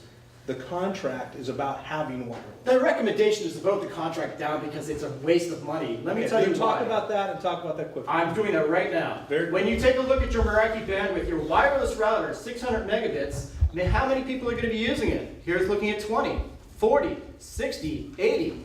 Now you cut that up by user, and you get cutting it down to 30, 15, 7.5 megabits per user. What are you paying per user? $12.81, looking at the middle of the road price. If you go up to the $1,200 price in year 7, you're paying more. Compare that to a $50 switch. 50, 50, that's it. And then you say 2 users, 4 users, 6 users, or 8 users. You divide it by megabits, boy, they're getting a lot more bandwidth. I get 125 megabits when I max it out here. I get 7.5 there. Come on, that's over what, 20 times more, 12 times more? That's a lot more. Per user, half the price. So I'm going to pay double the price to get much lower bandwidth, and that's a smart contract? That's a dumb contract. And that's why you want to vote this contract down. You want to take a look at all of the labor that's in this contract. It's crazy nuts. I'm going to go to the spreadsheet right now. I'm not going to go through every single line item. I'm going to show you what a person who should value this contract should go through these line items before they vote on them. You should not actually vote on anything until you look at the line items of a contract. You learn a lot. You learn that they price things wrong. You learn that some schools are paying a different price for a router than somebody else. You learn that there's a whole lot of padding of the labor in there. You say when you roll it up and say, oh, this plug figure is for labor and cabling, and you're thinking, oh, well, you know, it must be pretty even, right? It's like this much for cabling, and it's this much for labor. We don't need that labor. I had a California Public Records request with this district, and I said, hey, give me all the contracts of all the people that you hired over the years to put these wireless routers in. And their answer back was, we have none. We did it all with internal labor. All right. Okay? So to hire somebody to do it, that's crazy. Listen to me. What? I'm going to vouch you right now. You got 1 minute to summarize. Don't talk over me. Do you understand? Why do I only get 1 minute, sir? To summarize. Why do I only get 1 minute? Because I'm telling you, you have 1 minute to summarize. Go. Go. Okay, contract. Here we go. AMS contract. Let's take a look at it. Here we have the WAPs, and we've got the number of schools. All right, so I'm going to go back over to here to AMS. There we go. There's Mary Collins right there. And you're going to see all of the prices that they have. We're paying $5,000 for a switch. You don't need to pay $5,000 for a switch. These things are, we're gold plating. It's as if we're like Google and we're trying to have data centers for Google. You don't need this to run a school. You need a reasonable network with good bandwidth so kids can get their job done. $750,000 is a lot of money. We should look very, very carefully about how we spend it. If you waste it on this contract, it is completely irresponsible, and I think potentially illegal because it was not properly noticed to anyone. And not only that, you have a problem in your website that was not properly noticed either. Because your website, when you put this whole agenda up, does not have sufficient instructions for people to easily find your information. I sent you a whole email on that. And that alone is enough to table every single item on this agenda and push it off to the next meeting until you fix your website and either go back to the old way of doing it or you put actual instructions on your website that tell people how to get the information. But what you are telling them doesn't inform them. I had 3 people try to access the information. They are very smart. They couldn't find it. So I'm thinking that this is something that just got put right quickly on the agenda. I had to fight like hell to actually get my hands on the detail. And once I did, I was just appalled. Okay, thank you. Do we have questions of Mr. McGavin? We have other discussion that we want to have. Yes. Yes. Go. So, Mr. McGavin is the second of 3 people to call me about this item. And I think if we're piggybacking someone else's contract, we should have their contract. We just get the boiler, a couple of pages about the contract, but I don't have what he has. I don't like that. I don't know what he's talking about. I don't have that, except for he says he sent it to me at 6 o'clock, but our meeting started at 6. So I'm uncomfortable with that. This is, $748,000 of our Common Core money that we can use on staff development. We can use it on some other limited things. And maybe it's our fault as the board for not beefing up our technology department. But I feel like every time a technology item comes through here, I do not have a technology guru who this is what they do every minute of every day because they love it, eat it, and breathe it. You don't count. And that is here telling me all of these things. And so with this kind of money going out, I'm getting contacted by people, 2 of them that don't know anything about Mr. McGavin's issue, or they're not concerned about the RF EMF, completely different. One questioning the bidding process. How was this contract bid out? How do we know it was fairly bid out? I don't know. Another one asking me Well, where is the other contract? I don't know, I don't have it. I'm sorry that these questions are coming up tonight, but I was out of town all day today, and I spent a lot of time this weekend and a lot of time yesterday trying to do this in between running kids around, doing other things, and I just finally threw my hands up and decided I just was gonna come here because I had too many questions. And there isn't always time to meet with y'all. So I just feel like I have so many questions. So in March 12th of 2013, we approved a bid to spend, $255,000 for McKinley and McDowell. It says that we're gonna bring them up to wireless. And now we're spending $120,000 under this contract. But I thought this said they would be done and they would be the model school for future programs. But they must not be, because now we're adding $120,000 of wireless stuff. The labor thing is an issue. We are spending a lot on labor.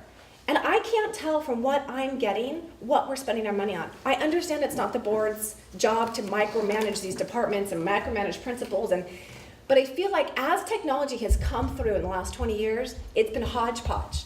The district hasn't had money to provide everything that all the teachers want.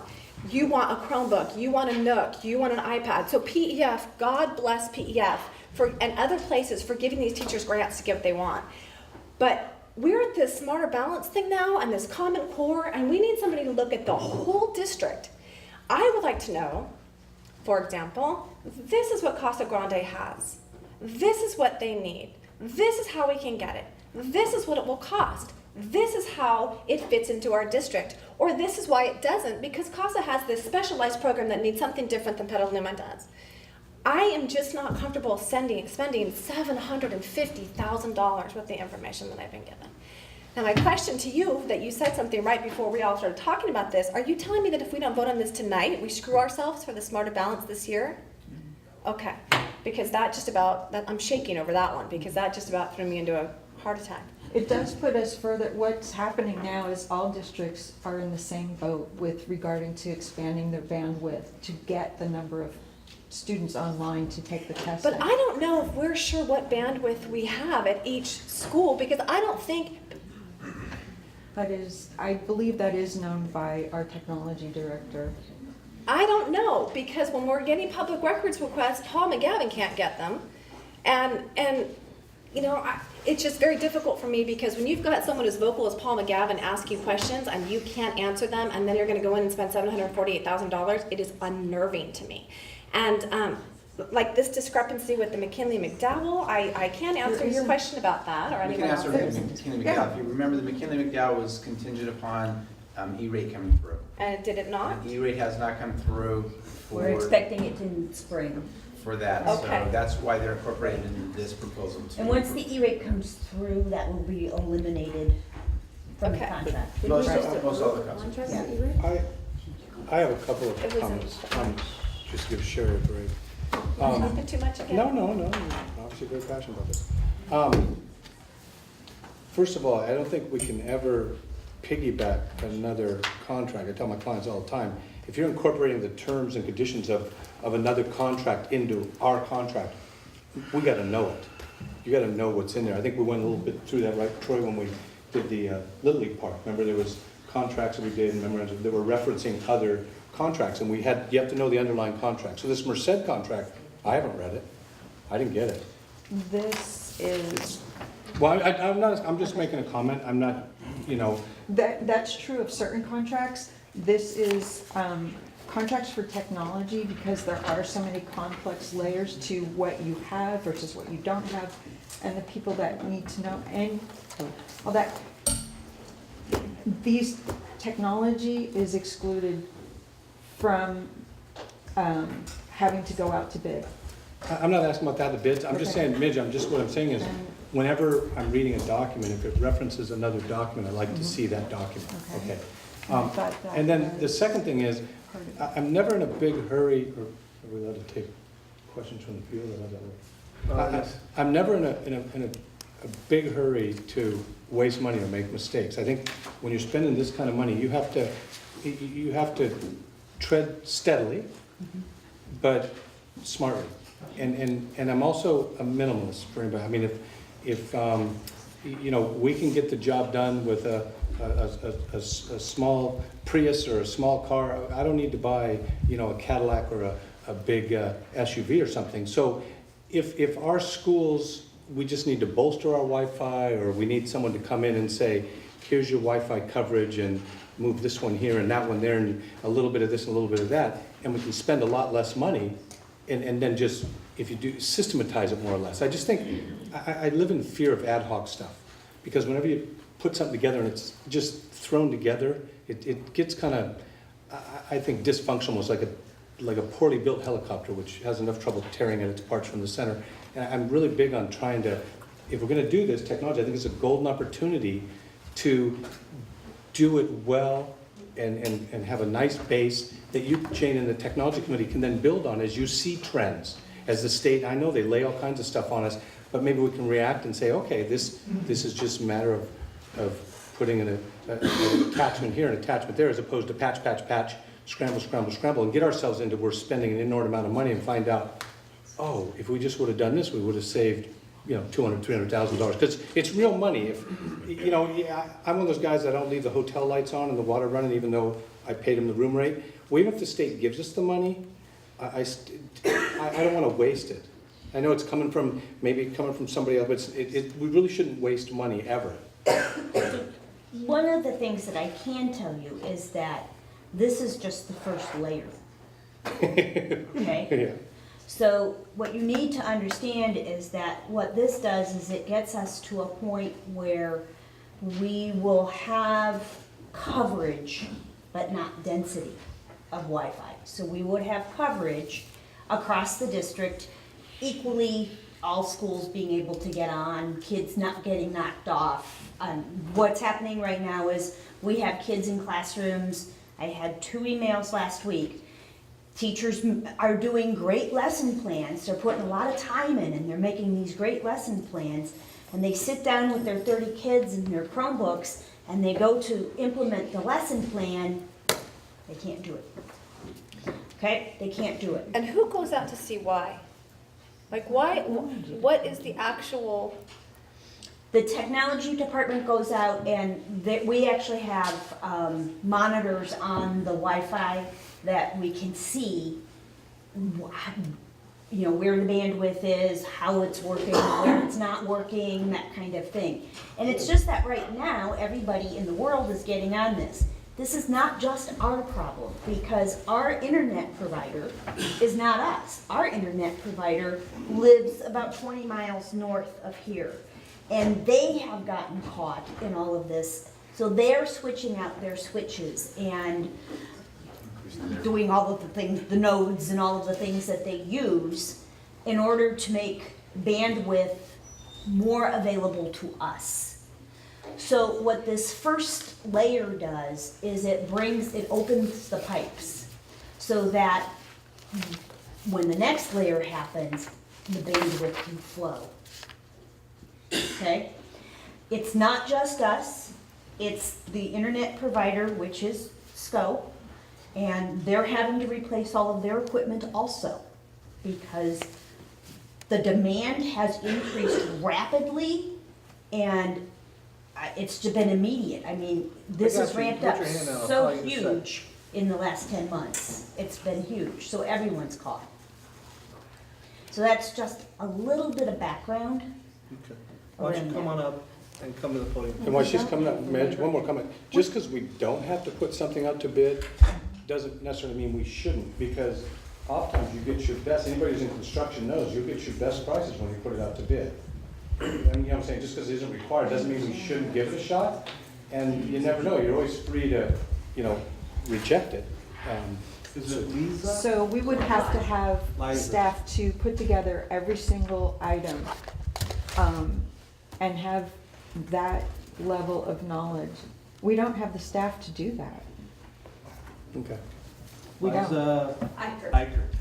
My name's Liza Eichert. I've taught in the district for about 15 years. I teach at Mary Collins School at Cherry Valley, and my son is a 7th grader at our school. He spoke here last board meeting representing our school, and boy, he was braver than me, but it's really heartbreaking for me to hear this conversation because, as technology in schools, we've been one of the last, so everybody knows, like, oh, Mary Collins, they wouldn't want technology at their school. Well, you know, the conversation around technology has changed considerably, and now we have technology as a tool for constructivist learning, for kids to do inquiry and to do work that's meaningful and to close the achievement gap, and it's so important for us right now. And the teachers have made this commitment to switching over, and we're spending all of our time writing these grants to get these Chromebooks. I got a PDF Chromebook grant this year, but I'm not going to get my Chromebooks in my classroom. If I'm lucky, I'll get them by May. And here that now we're not going to order the Chromebooks that have been on the list. It's not the ones for my room, but it's still going to lower the access. And by the time those get ordered, it's like another 4 months or 5 months before they're in your classroom. And we're just so desperate to have technology. In my class, you know, I tried to run my second lesson on a Chromebook last week. When I get 26 kids on a Chromebook, there is no internet. You know, half of them are getting kicked off. And so by the time you get to your lesson, it's impossible. At a staff meeting, I tried to show a video for our upcoming symposium. We didn't have the bandwidth to watch the video. Just one video with all the teachers on staff in the room. And I had to say, oh, go watch it at home. It's not, so I just would really request that you consider that, because it's gonna, we're already so far behind, and it's just gonna take forever if you don't make that decision to go ahead in some small way tonight. And it's, I mean, it's just, we're already all going crazy, and then to hear that. So I would like you to reconsider. Thank you very much. Just to clarify, this isn't about not wanting you to have technology in your schools. Mike and I have been visiting schools, and we have been huge proponents for building up the infrastructure for our schools. This is about spending your money on something that's, you know, that we could save money on. It's not about not wanting to have technology. It's wanting to have the best technology, wanting to make sure that what we have is working. And it's also, for me, about, as a board member, me being I want to be able to understand what we have, and when I vote on something, I have to answer to staff, to community members. I have to be able to know what I'm voting on, and that's what this is. This isn't about me wanting to vote a contract down so we don't have technology. It also sort of begs the bigger problem that we tend to have, and I know Mike and I have had this, I think we've all had this problem of, well, a couple things when it comes to public contracts. And I would, you know, I've never gone through a construction contract that we've had. I've never gone through 180 pages of a construction contract to determine whether or not the consultant that told us that we should have 3/4 inch sheetrock, well, if we value engineered it down to 1/2 inch sheetrock, it would be cheaper. I mean, that's one piece of, there's a limit to, I agree with you, we have to be able to understand what it is that we're doing, but I guess I just take a slightly different view of, I gotta believe in the people that we hire to tell us what it is that we need. And I certainly don't have the expertise, and I'm not going to, in 10 years, have the expertise to tell you the difference between a Chromebook and, I mean, one may feel better and look better than that. So there's that, again, we get back to that term of balance, of trying to figure out our role as in balance. And then the other piece is, it's very easy in a public contract to pull it apart. And I mean, every time we look at you know, how much it costs to install a portable, my heart stops for 10 seconds because it's insane. I just think we could get, you know, 20 people out there on a weekend and throw the thing in for free. But we can't do that. It costs us $100,000 to and I don't mean to in any way tell you that I don't respect the money that we spend, because I do. I'm just telling you, it just shocks me as how expensive anything that a public agency does is. So it doesn't surprise me that it's $10 or whatever to hang, or $100 to hang a wireless thing, because you had to get somebody to come all the way from Lafayette, and you paid them all the way to get here, because it's all prevailing wage and the others. I mean, that whole piece. Again, we come back to this whole piece of trying to balance what this ever-changing technological world of, you know, where it's evolving, and there's always going to be a better way to do something and a smarter way to do something, and it'll always feel like there should be a cheaper way to do something. And I think we're going to continue to struggle with this, and I'm not really sure exactly what to tell you, because I can't get through a 180-page contract and tell you I'm gonna make a significantly better decision based upon How many pages was it? 3/4 inch sheetrock versus 1/2 inch sheetrock. Yeah. Yeah, she asked me a question, I'll tell you. I looked through about 30 or 40 pages of detail. It took me about 2.5 hours. I would suggest that every single board member has the responsibility to do that. And if you choose not to do that, you're not being responsible. Okay, thanks, Paul. And let me just respond to that ridiculous comments. What I'm That's gonna a tell you is very that, clear comment. excuse me, I'm not gonna tell you again about talking over you. I'll talk over you, and this is my meeting. I did not say that it doesn't make any sense to not read it. I'm gonna tell you, I can read it for 10 years and I'm not gonna understand and be able to make a more informed decision by looking through a contract. And we do hold to know what it means. Don't do that, please. I can't And we do do that. have, do we not have, Mike look through, I mean, does Mike not read this thing front to back? Yes, he has. And we've checked So our head of references. technology We has have- read through this front to back. We have checked references from other districts who have piggybacked off of whether or not, and they felt that it was an extremely good value for what they had to have done. One of the things that I'd like to share with you is that because all districts are in this boat of having to broaden their bandwidth in order to do the testing, we are in a queue and basically delaying. We've already delayed bringing this to you by a month because we went back and did research to make sure that this was the right way to go. We had done the additional research before it had come to you this night and found that it was, in fact, a good value for the work that needs to be done in the district.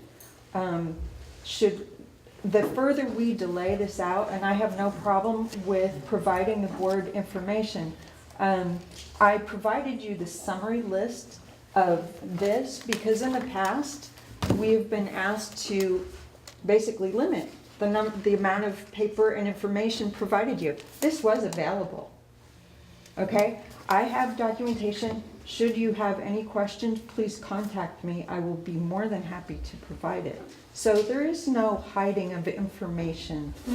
We have done due diligence with respect to researching the vendor and the services that are needed to get this district up and going so that teachers in our classrooms can even at this point in time provide a lesson over the internet to their students that they have spent hours and hours preparing for, and then only to get into the classroom and have to switch gears because it crashes. So that's what I will share with you. There is nothing being hidden from you. I didn't say anything is being hidden. All right, so let me ask this I question. didn't say I had it. Let me ask this. Well, it's not, it's public information. Please don't. Let me I'm ask this sorry. question. Not you, Mitch. For this particular item, which is pretty important that we, in some way, shape, or another, move forward, what is it that you would like to see or that you need in order to make an informed decision? I just feel, I don't know. Listening to Mitch just now. I just feel on a whole that it's just a lot of money and it's a lot of hodgepodge and I couldn't answer questions that I was being asked over the last 3 days. I would like more of our technology department to show up to meetings and talk to us. I don't know how you could. You know, I mean, I would love to hear from you once in a while. I would love some of your input. Can I just sit here and talk, or do I have to stand up? Hang on a second. I would love to hear what she has.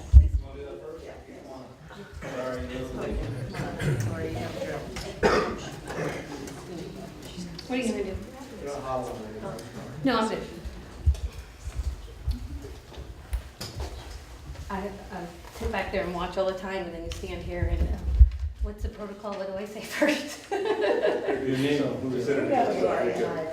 Okay, so I work for the district. My title is Program Manager of Instructional Technology. My name is Lori Dean.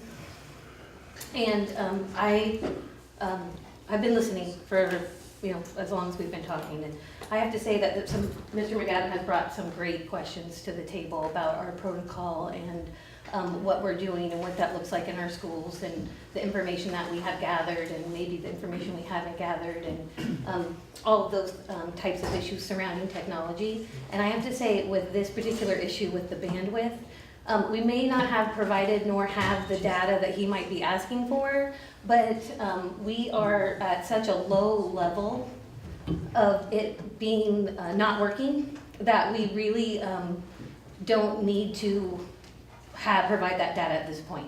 If we were at a point where we had some questions like, okay, it works okay, but we're not sure, you know, if it could go faster or not, it absolutely needs to go faster. I was a classroom teacher in this district for 17 years, and I taught up in the classroom until last year, and I do lots of trainings in this building, and it is definitely very difficult to download a video and show a video of my training. In fact, I had to abandon all my videos for the last Google training that I provided because of the lack of bandwidth that we are providing to our schools. It is very frustrating for teachers. I get comments from them all the time, hundreds of emails actually, where they've been trained. We are now providing them with some devices for their classrooms, and they get back to their classrooms and they have to abandon the technology component for something else because we're not providing them with the infrastructure that they need.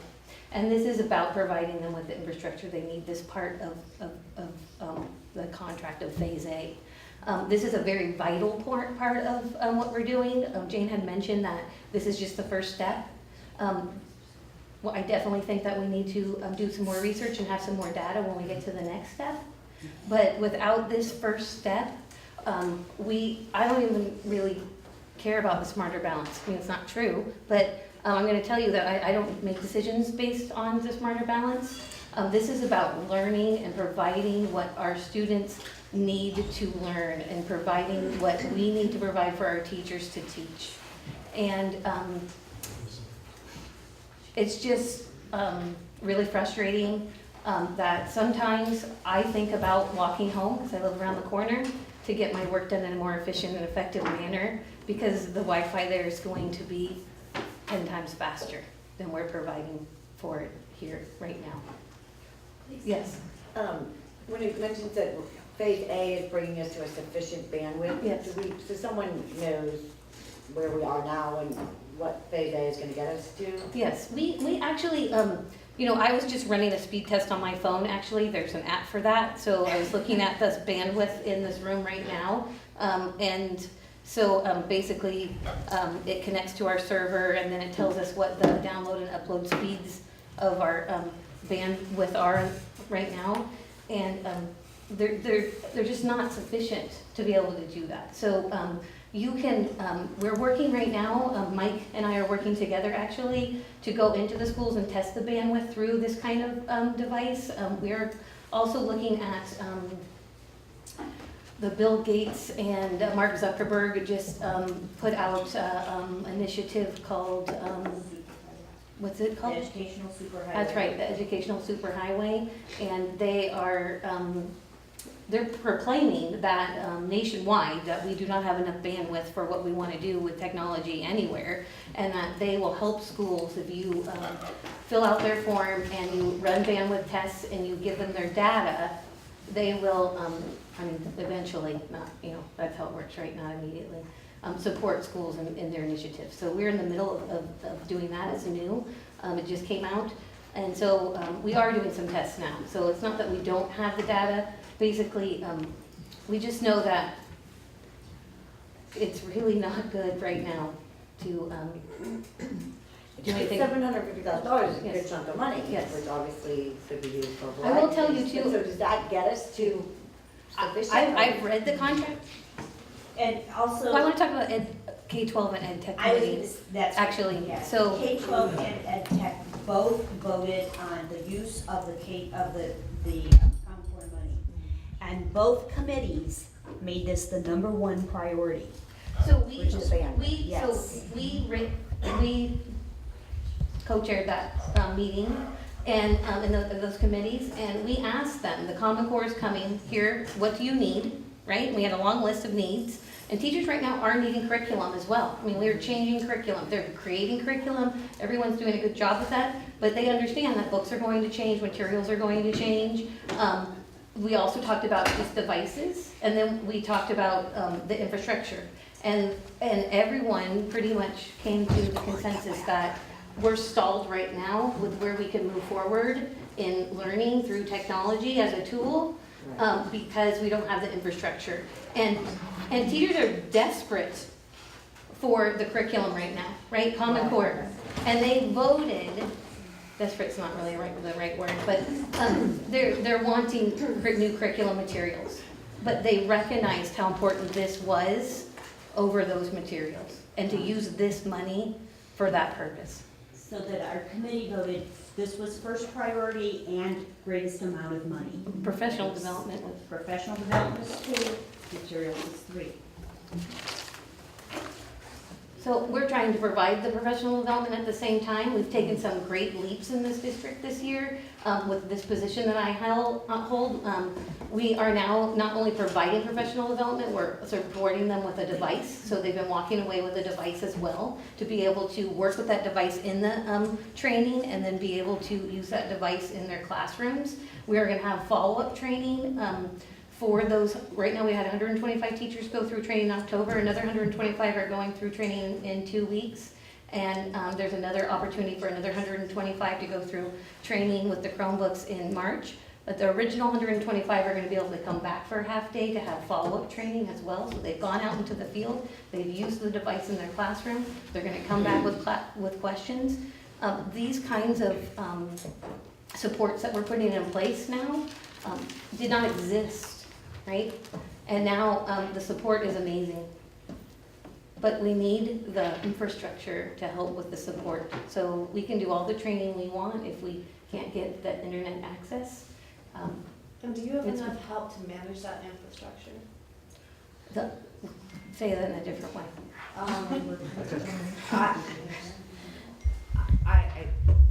I know you, and I know how much you're working and how many extra hours you're putting in. I'm just wondering what else you need to continue to make this happen. Well, the infrastructure is being handled by the IT department, the tech department, which I work closely with, and yes, I think that the contract is, for bandwidth, is solid.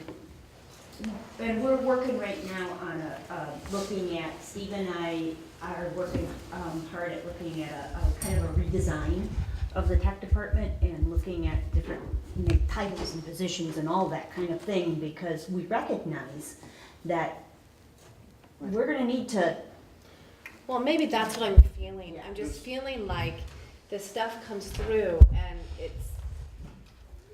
I know how much you love to be standing there right now, but I really need you to stand there sometimes or it doesn't have to be here, it doesn't have to be at a board meeting. But I need help, and I need to make sure that our technology department and your position, and Jane's got about 15 hats she's wearing now, and it's just a lot. And I can only speak to myself and what I see, and we are working together really well, and we are being able to do things that we've never done before, and it really is coming together. Today we had we had a K-12 curriculum committee meeting, and we use a rubric that we created to visit schools to observe student learning, 21st century learning. And we created that rubric through the Ed Tech committee that I ran last year, and then we brought it to K-12, and we had an amazing day today. Amazing day. Teachers went out to sites, they came back, and it gave perspective to high school teachers who saw elementary classrooms, and it gave perspective to elementary teachers who saw high school classrooms, and we looked at student learning and how that learning is being affected through the tool technology, but also how that learning is happening without technology. And everything is really starting to come together and move forward, and I think it's a collaborative effort, and we're doing the best that we can, which is pretty good. Does anybody up here have any other questions for Laura? No. Can I don't want to make a comment, I just have one follow-up question for you. No, 1 minute. You don't speak to, that's not how this works. Okay, great, I'll take 1 minute then. Again, it's all about bandwidth. That's what everybody is talking about, bandwidth. In order to manage your bandwidth, you have to know what is your bandwidth, and you have to measure it at your different places. I submit to you, your bandwidth on your wired connections are going to be much faster today, right now, than on your wireless ones. If you want to download your video, plug into a wire. It will work. I was plugged into a wire. Okay? Sorry. So my point to you is you have to measure it. You have to know what you have, and then you have to know what your objectives are, and then you have to know what you're going to do to reach your objectives. That's all you have to do to manage this. You can't just throw a bunch of stuff at it and hope it's going to work out. You don't take 11 routers from a junior high and put them onto a smaller school and say, oh, it's better, we have higher density, yes, we're better off. That is not the answer. That is called not doing the homework, and that's not following the manufacturer's instructions on how to do it. You have way too much coverage at Valley Vista right now. Way too much for populations that aren't using it. The point is you have to be much more intelligent about how you put these up, and how you tune them, and how you manage the situation. Thanks. All right. Let's follow it up right here. We're going one apiece, and then we got to put a fork in this. So, I'm good. You're done? I'm done. Mike, please. On my comments? Yes. My last 2 comments are just general. We as a board have to rely on our experts. And I agree with Troy, we cannot possibly digest everything and read and understand every document layers. I mean, we pay people to do that, and we have to rely upon them. And I've always been of the mind, a good plan in place is better than a perfect plan out there in cyberspace. So we have to always remember that at some point in time, a decision needs to be made. So. That summarized what I was going to say, which was we hire staff, and I think we probably, after many, many years of budget cuts, have not quite enough to do what needs to be done at the district level and in the school. And hopefully things will turn around in the economy that we can make a change. But we do have to make decisions, and I'm prepared to vote. Yeah, I just have a final comment as well, that we're spending a lot of money, and it sounds like, hearing from Ms. Dean, from the teacher, that it needs to be done. I mean, it sounds like, I mean, I'm in the classroom sometimes and things crash, and it's very frustrating for the teachers, which, that's the bottom line. Our teachers are there and educating our children, which we all support. With this big of a contract, I would hope that there's some built-in maintenance, or does the district take that on once we pay $750,000, or do they follow us for the next couple of years? No, that would have to be our staff, or we would have to contract out if we weren't able to manage it. So this is And is it cover phase A and phase B, or just? No, phase this A? is just phase A. Phase B would, That would cost. Double, 1.6, is to get to the point where students can bring their own device on and bandwidth isn't an issue at all. So that would be phase B. So maintenance of this bandwidth is left to us, not the district. Once it's. Steve, you have something you want to say? I just wanted have a to, question for you. well, I just appreciate the board members saying what I wanted to say in regards to, we have staff uses outside expertise to bring the best proposals. We looked for what was the best in the state and co-joined on that as opposed to going out to bid ourselves, because, look, if you can get 100,000 students on a system, the economies are better than 7,800 students, on a bid, and that's what occurred here. And, Mike's absolutely right. It's not this board's responsibility to look at every line in the contract. That's the responsibility of, our lawyers and our consultants to look at and know what they're recommending. And this is, in our opinion, the best that we can do for Petaluma City Schools, and that's why it's before the board this evening. All right, I have one question for you. There was a comment made regarding notice of this. Again, the board's authorizing the district to enter into an agreement. What's required for us to notice is the agenda, and put the agenda out. People who have the right to come in and look. Paul was the only person who took that opportunity, who's provided that this afternoon. It was actually, I apologize, I wasn't in the office. It was on my desk this morning when he said he was coming in. And when I was called that he was here. I shared that it was on the corner of my desk and available for his review, the entire contract, and it was provided to him at that time. Okay, so the requirements for noticing, in your opinion, as the superintendent's district have been met? Yeah, it's the agenda is the requirement for noticing, is that the agenda is provided to the public and posted in 3 public places All right, and on the website. we will vote. It wasn't on the website. I'm unable to access. The agenda was on the website. The contract is not on the website. The contract's not required to be on the website. The agenda was on the website, but the agenda was posted in the 3 places that it needs to be posted, which were the library, the City Hall, and the City Hall, and the Right. district. The short version of the contract was linked to the agenda. Okay, But so the detail was not. It was. let's go through this. It's a controversial item. Let's go piece by piece. I'm starting. Aye. I will vote aye. I wrestle with it. But I would have liked more time, so I'm not going to vote for it.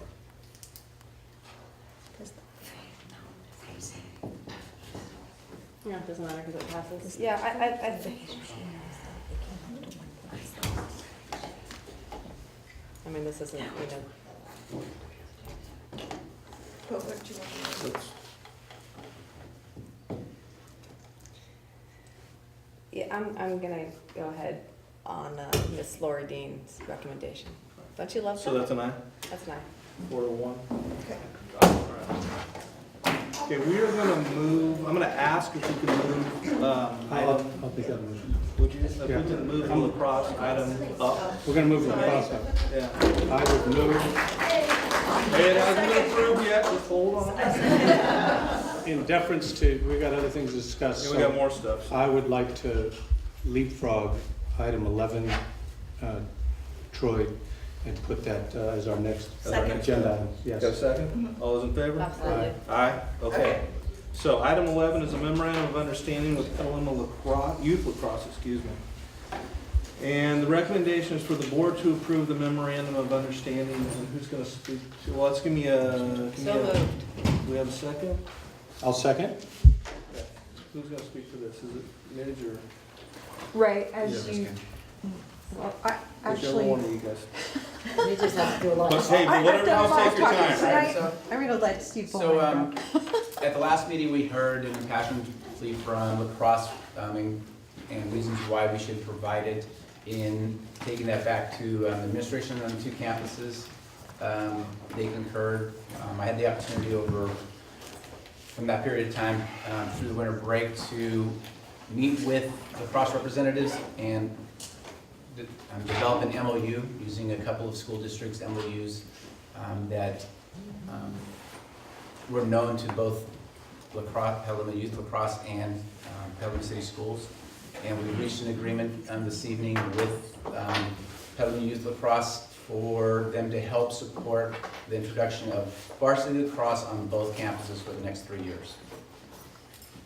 It's a junior varsity as well. Varsity lacrosse on the Do two I campuses. have any speakers? I would encourage you if you have something. JJ, would you like to get and speak and talk about the history of lacrosse? I would, but ethics prevent me from doing that. And the layout, right? Okay, if we don't have any discussion here, I mean, everybody, y'all made a, I'm not, please, no, I absolutely want you to if you want. I expected somebody would want the opportunity. I just expected. Because it's right that you did. Yeah, no, I think just on behalf of the folks here and the people we work with, I think it's our feeling, we'd just like to thank you guys for coming to this understanding, and you know, we've had it for a long time, and I think we've worked together and collaboratively solved the issues that were out there, and I think the memorandum is absolutely fair. As Steve pointed out, when we met, it doesn't really ask us to do much different than any of the other sports. Districts supporting the coaching salaries, and we're supporting the equipment and the fields and that kind of stuff. And I just think it's really fair, and I think it will be, as I said before, a win-win for the district. And the real win is that there are a bunch of kids that will not, boys and girls at both sites, that will not have had the opportunity to have a real high school varsity sport experience because lacrosse may be their only sport. And they're the ones that are going to really get something out of this that they would not have otherwise been able to get. That's all. Thank you.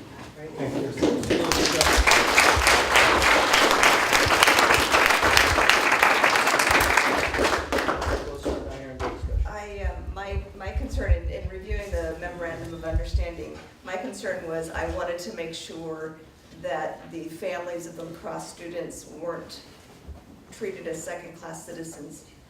So I'm happy to see that the district is paying for the coaches.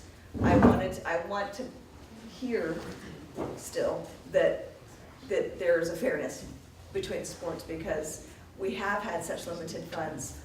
And I know it's a very popular sport, and I want to make sure that all sports are equal. So that was my concern. It looks like it's covered, but I just want to hear it from those involved that it is. In doing my research, I did talk to schools also in Marin who have lacrosse, and this is pretty much the way it goes, is that the coaches' salaries get covered, and other than that, everyone has to scramble and fundraise. And the way they do it is that each team kind of figures out what their annual fundraiser is, and that even if we didn't have an MOU, that's pretty much how it's done everywhere. But this way, for the first 3 years, the transition is kind of guaranteed that we are responsible to make sure that extra, instead of just turning it over to boosters and adding one more group to the pot. And then eventually, maybe that can do it. Can I also just add a thank you for everyone who met with me? A lot of people took time to meet with me, and I really appreciated all the information and working with everybody here and at the school. So I can't tell you how happy everybody here is and how many people worked on this over the last 5 years. So thank you very much. Thank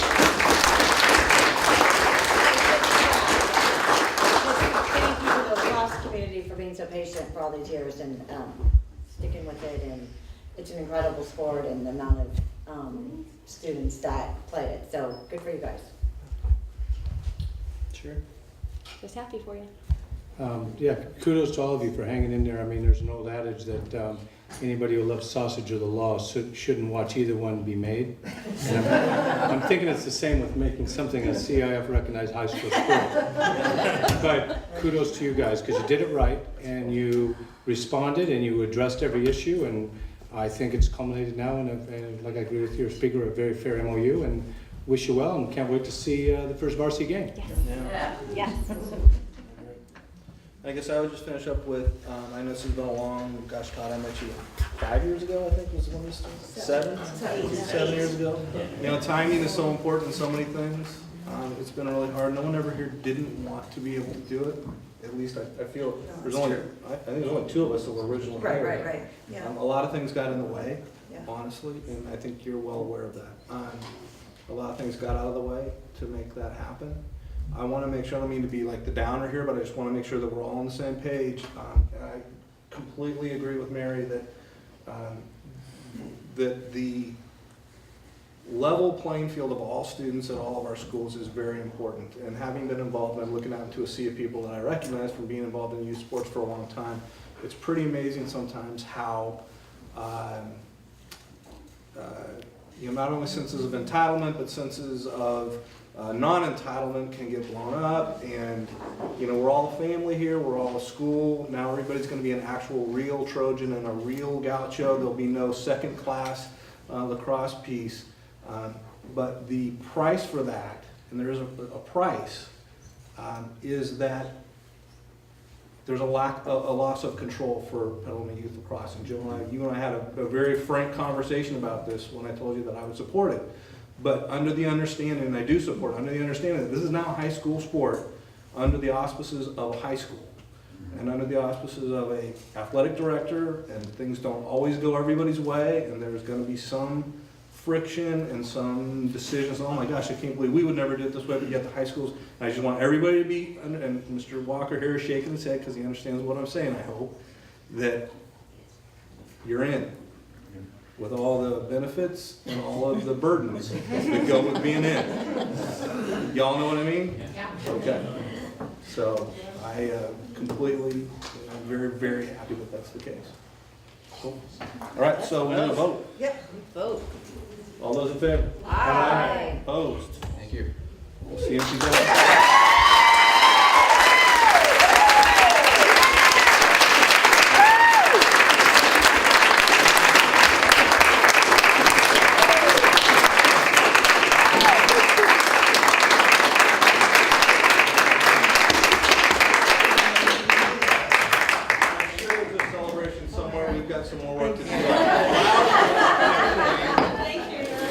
Thank you. All right, you guys come on. Party in this setting. Especially with Well, there was too much. I mean, this was just. Are you eating popcorn? Okay, so we need to go back to item 10. Yes. Item 10 is a hold item agreement to renewal ratification, co-joining, piggybacking on Glendale Unified School District's agreement for Apple products. A recommendation of the board to ratify the agreement for renewal. So moved. Second. Okay.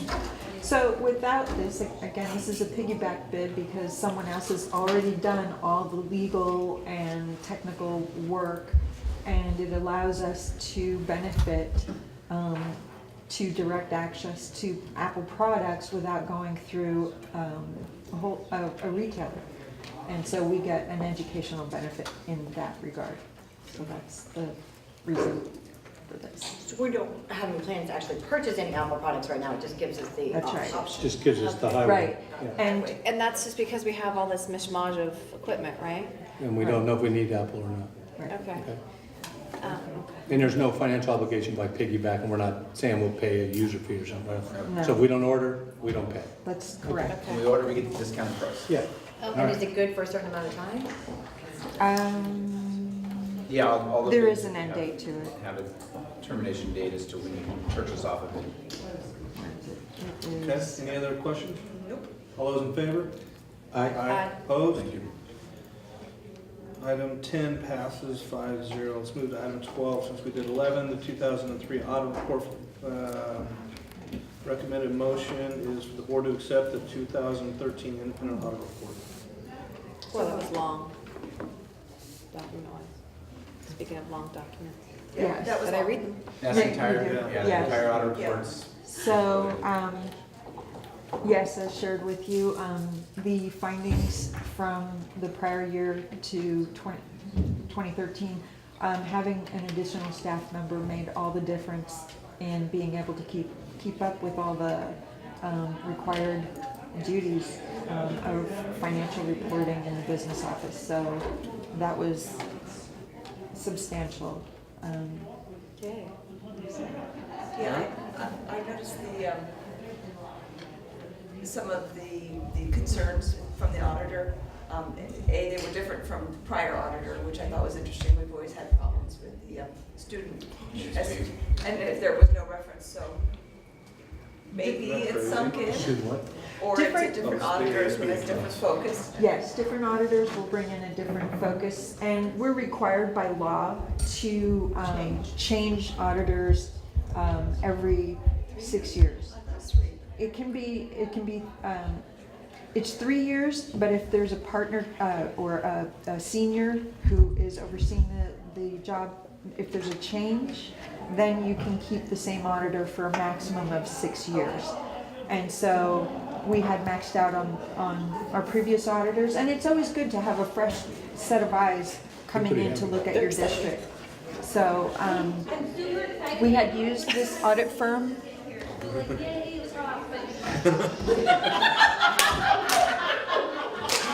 Spoken like a kindergarten teacher. Jesus. All in favor of Lori as Sergeant of Arms? All right, let's keep it moving. Okay, the change of auditor is good. They bring a fresh set of eyes, and again, they have a different focus. They didn't focus on student body issues. They focused on other areas, which is good. We know that there are always student body issues. We never not look at that. I was going to say, so even though that wasn't drawn out of this audit, I want to make sure that every year, because it's always new people, that gets looked at, just because it is important. Absolutely. On this particular audit, the concerns kind of surprised me, so I asked Mitch about it, and because we had low staffing, some areas, there just weren't enough people to do all the work that needed to be done. And that's been a concern of mine for many years, and I know that the public at large doesn't really understand the amount of work that's done at the district office by, quite often a skeleton crew. And Troy and I have discussed how in the private sector, an organization this size with a budget and sites and staffing. It's amazing what gets done here. And so when you hear people complaining about, oh, that overhead at the district office and blah, blah, blah, no, there isn't any, and they've had cuts, and I just want to say, the amount of work that gets done is phenomenal, and the audit report, is a challenge because there's only so many people to get the work done. So, just wanted to. And to piggyback that, what Mary says, no, the state makes us do this stuff. This isn't stuff the district just, hey, Midge isn't doing anything, she's playing cards today, let's see if she can put together the audit report. I mean, this is stuff that gets layered on us, and we constantly burden our staff with more and more of it. And I think you do a commendable job. Well, thank you. We have an excellent business office staff, and Ray Poole, who's the supervisor, does a fabulous job of working with the staff to get things done. Further discussion? Just that Mike mentioned the state. Let's not forget the federal government. Oh, yeah. Their regulations are incredible for the little amount of money they provide us, what they make us do for those funds, and how they make us account for everything, and timing of reports to them is crazy. Okay. Very good. All those in favor? Aye. Aye. So done, Mitch, thank you. Any discussion on the enrollment? Only thing was, when we are scanning, this is a technical question, scanning stuff, if it's a horizontal thing, my pad constantly readjusts it wrong, so if there's a way to scan it so it's I vertical. don't know how to do that. Do you, Lori? Oh. Wait, Mary, what's your There'll be a training session afterwards. Mac O'Hare straightens it out on But Monday. I know how to do it.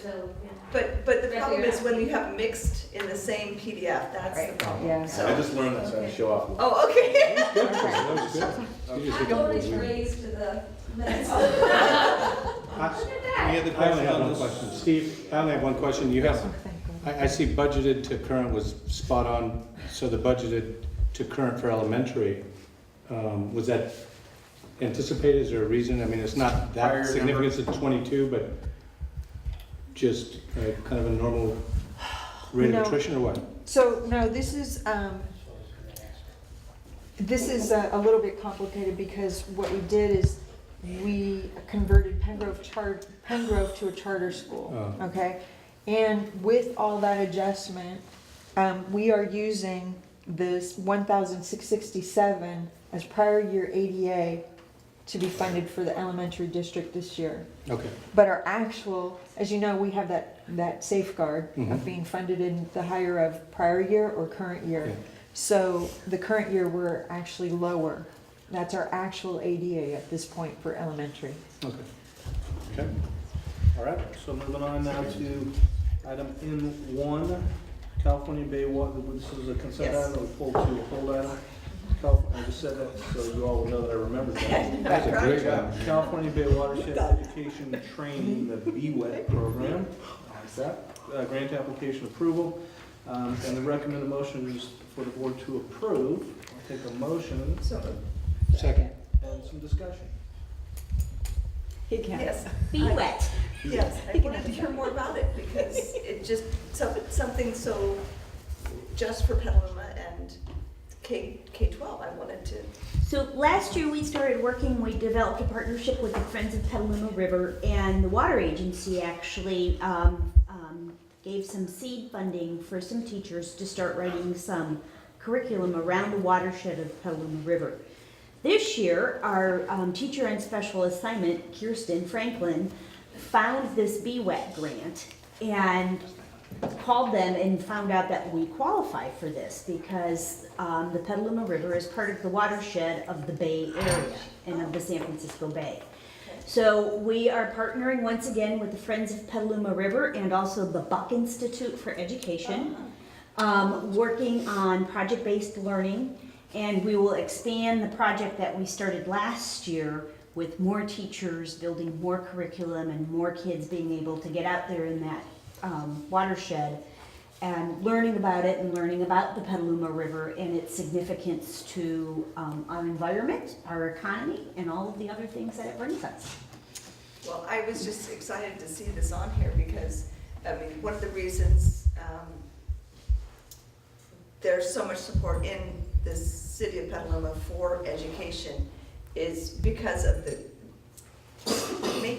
amazing involvement of our community. And so when you have a focus in our community on the river and all things economic, blah, blah, blah. So it's neat to see it being, really tied in a special way in education. So I just wanted to make sure the public was aware of that. Good deal. All those in favor? Aye. Opposed? Moving on to the second now hold item, McDowell Elementary School-Based Coordinated Program Plan for 2013-2014, and the recommended motions for the board to approve. So moved. Second. Discussion on that. Well, I wanted to hold this because being on the district leadership team, reviewing the plan for McDowell reminded me that so much of the discussion on how the various pots of money are spent comes back to how is this going to work with the local control accountability plan. And I just wanted to, bring it around and keeping it in the discussion because how are the sites going to be overseen? Are they having to do with the... Right, so the local control accountability plan and the single plans for student success will be connected and tied together, as they are right now. So right now, our board goals are the local control funding formula and Common Core. So the school plans are tied to those two goals also. As we get to the goals for the local control accountability plan, as we have those defined, then the schools will be required to align their plans to those goals. Okay? So we don't know what that's going to look like. Because we've just gotten the template from the state. The state board will approve the template next week, and we will have a whole lot more information at that point in time and be able to start developing for the 14-15 school year. Great. Thank you. That's what I was going to All right. put that in the public consciousness because the public's going to be involved. Good deal. All those in favor? Aye. Opposed? Okay, that was 1, 2, 3, cool, 4 is good, adjournment, okay, so we're not adjourning to closed session because, as those who weren't here earlier knew, our original closed sessions afternoon got canceled, so we were gonna have 2 closed sessions, we moved the one from now forward, and it's already done, it's like... Oh, good for you guys. Yeah, no kidding. It's like that Michael J. Fox movie with the car, and it goes through the thing, and now we're Back to the Future. So, so that is good. So what I do have though is a report out on the action items of what occurred in closed session, and we'll need to vote on some student disciplinary items. And I always like to tell people watching at home that we're not just making these decisions based upon a guess, that a whole amount of evidence has been provided to us in closed session, and this is simply the summary of it. It's all confidential information, so you won't hear any of the details or names. Case 13, the case has been presented to the board that the student did commit an expellable act as defined by the California Education Code. The recommended motion is to the board to expel and to suspend the site discipline team's recommendation for expulsion in accordance to board policy and allow continued enrollment in a district-operated school under mandated conditions. Students suspended expulsion status will be in effect for the fall and spring semesters of 2013-2014 school year. Conditions above subject to review with evidence, positive attendance, satisfactory behavior, substance abuse counseling program, screenings, community service, and appropriate academic performance. So moved. Second. All those in favor? Aye. Opposed? Case number 13 is 5-0. Case number 22, a case has been presented to the board that the student did commit an expellable act as defined by the California Education Code. Prior disciplinary actions have been attempted and were not successful, and/or due to the nature of the act, the presence of the pupil causes a continuing danger to the physical safety of the pupil and others. Recommended motion is for the board to support the site discipline team's recommendation for expulsion in accordance to board policy and to facilitate enrollment in a county-operated community school.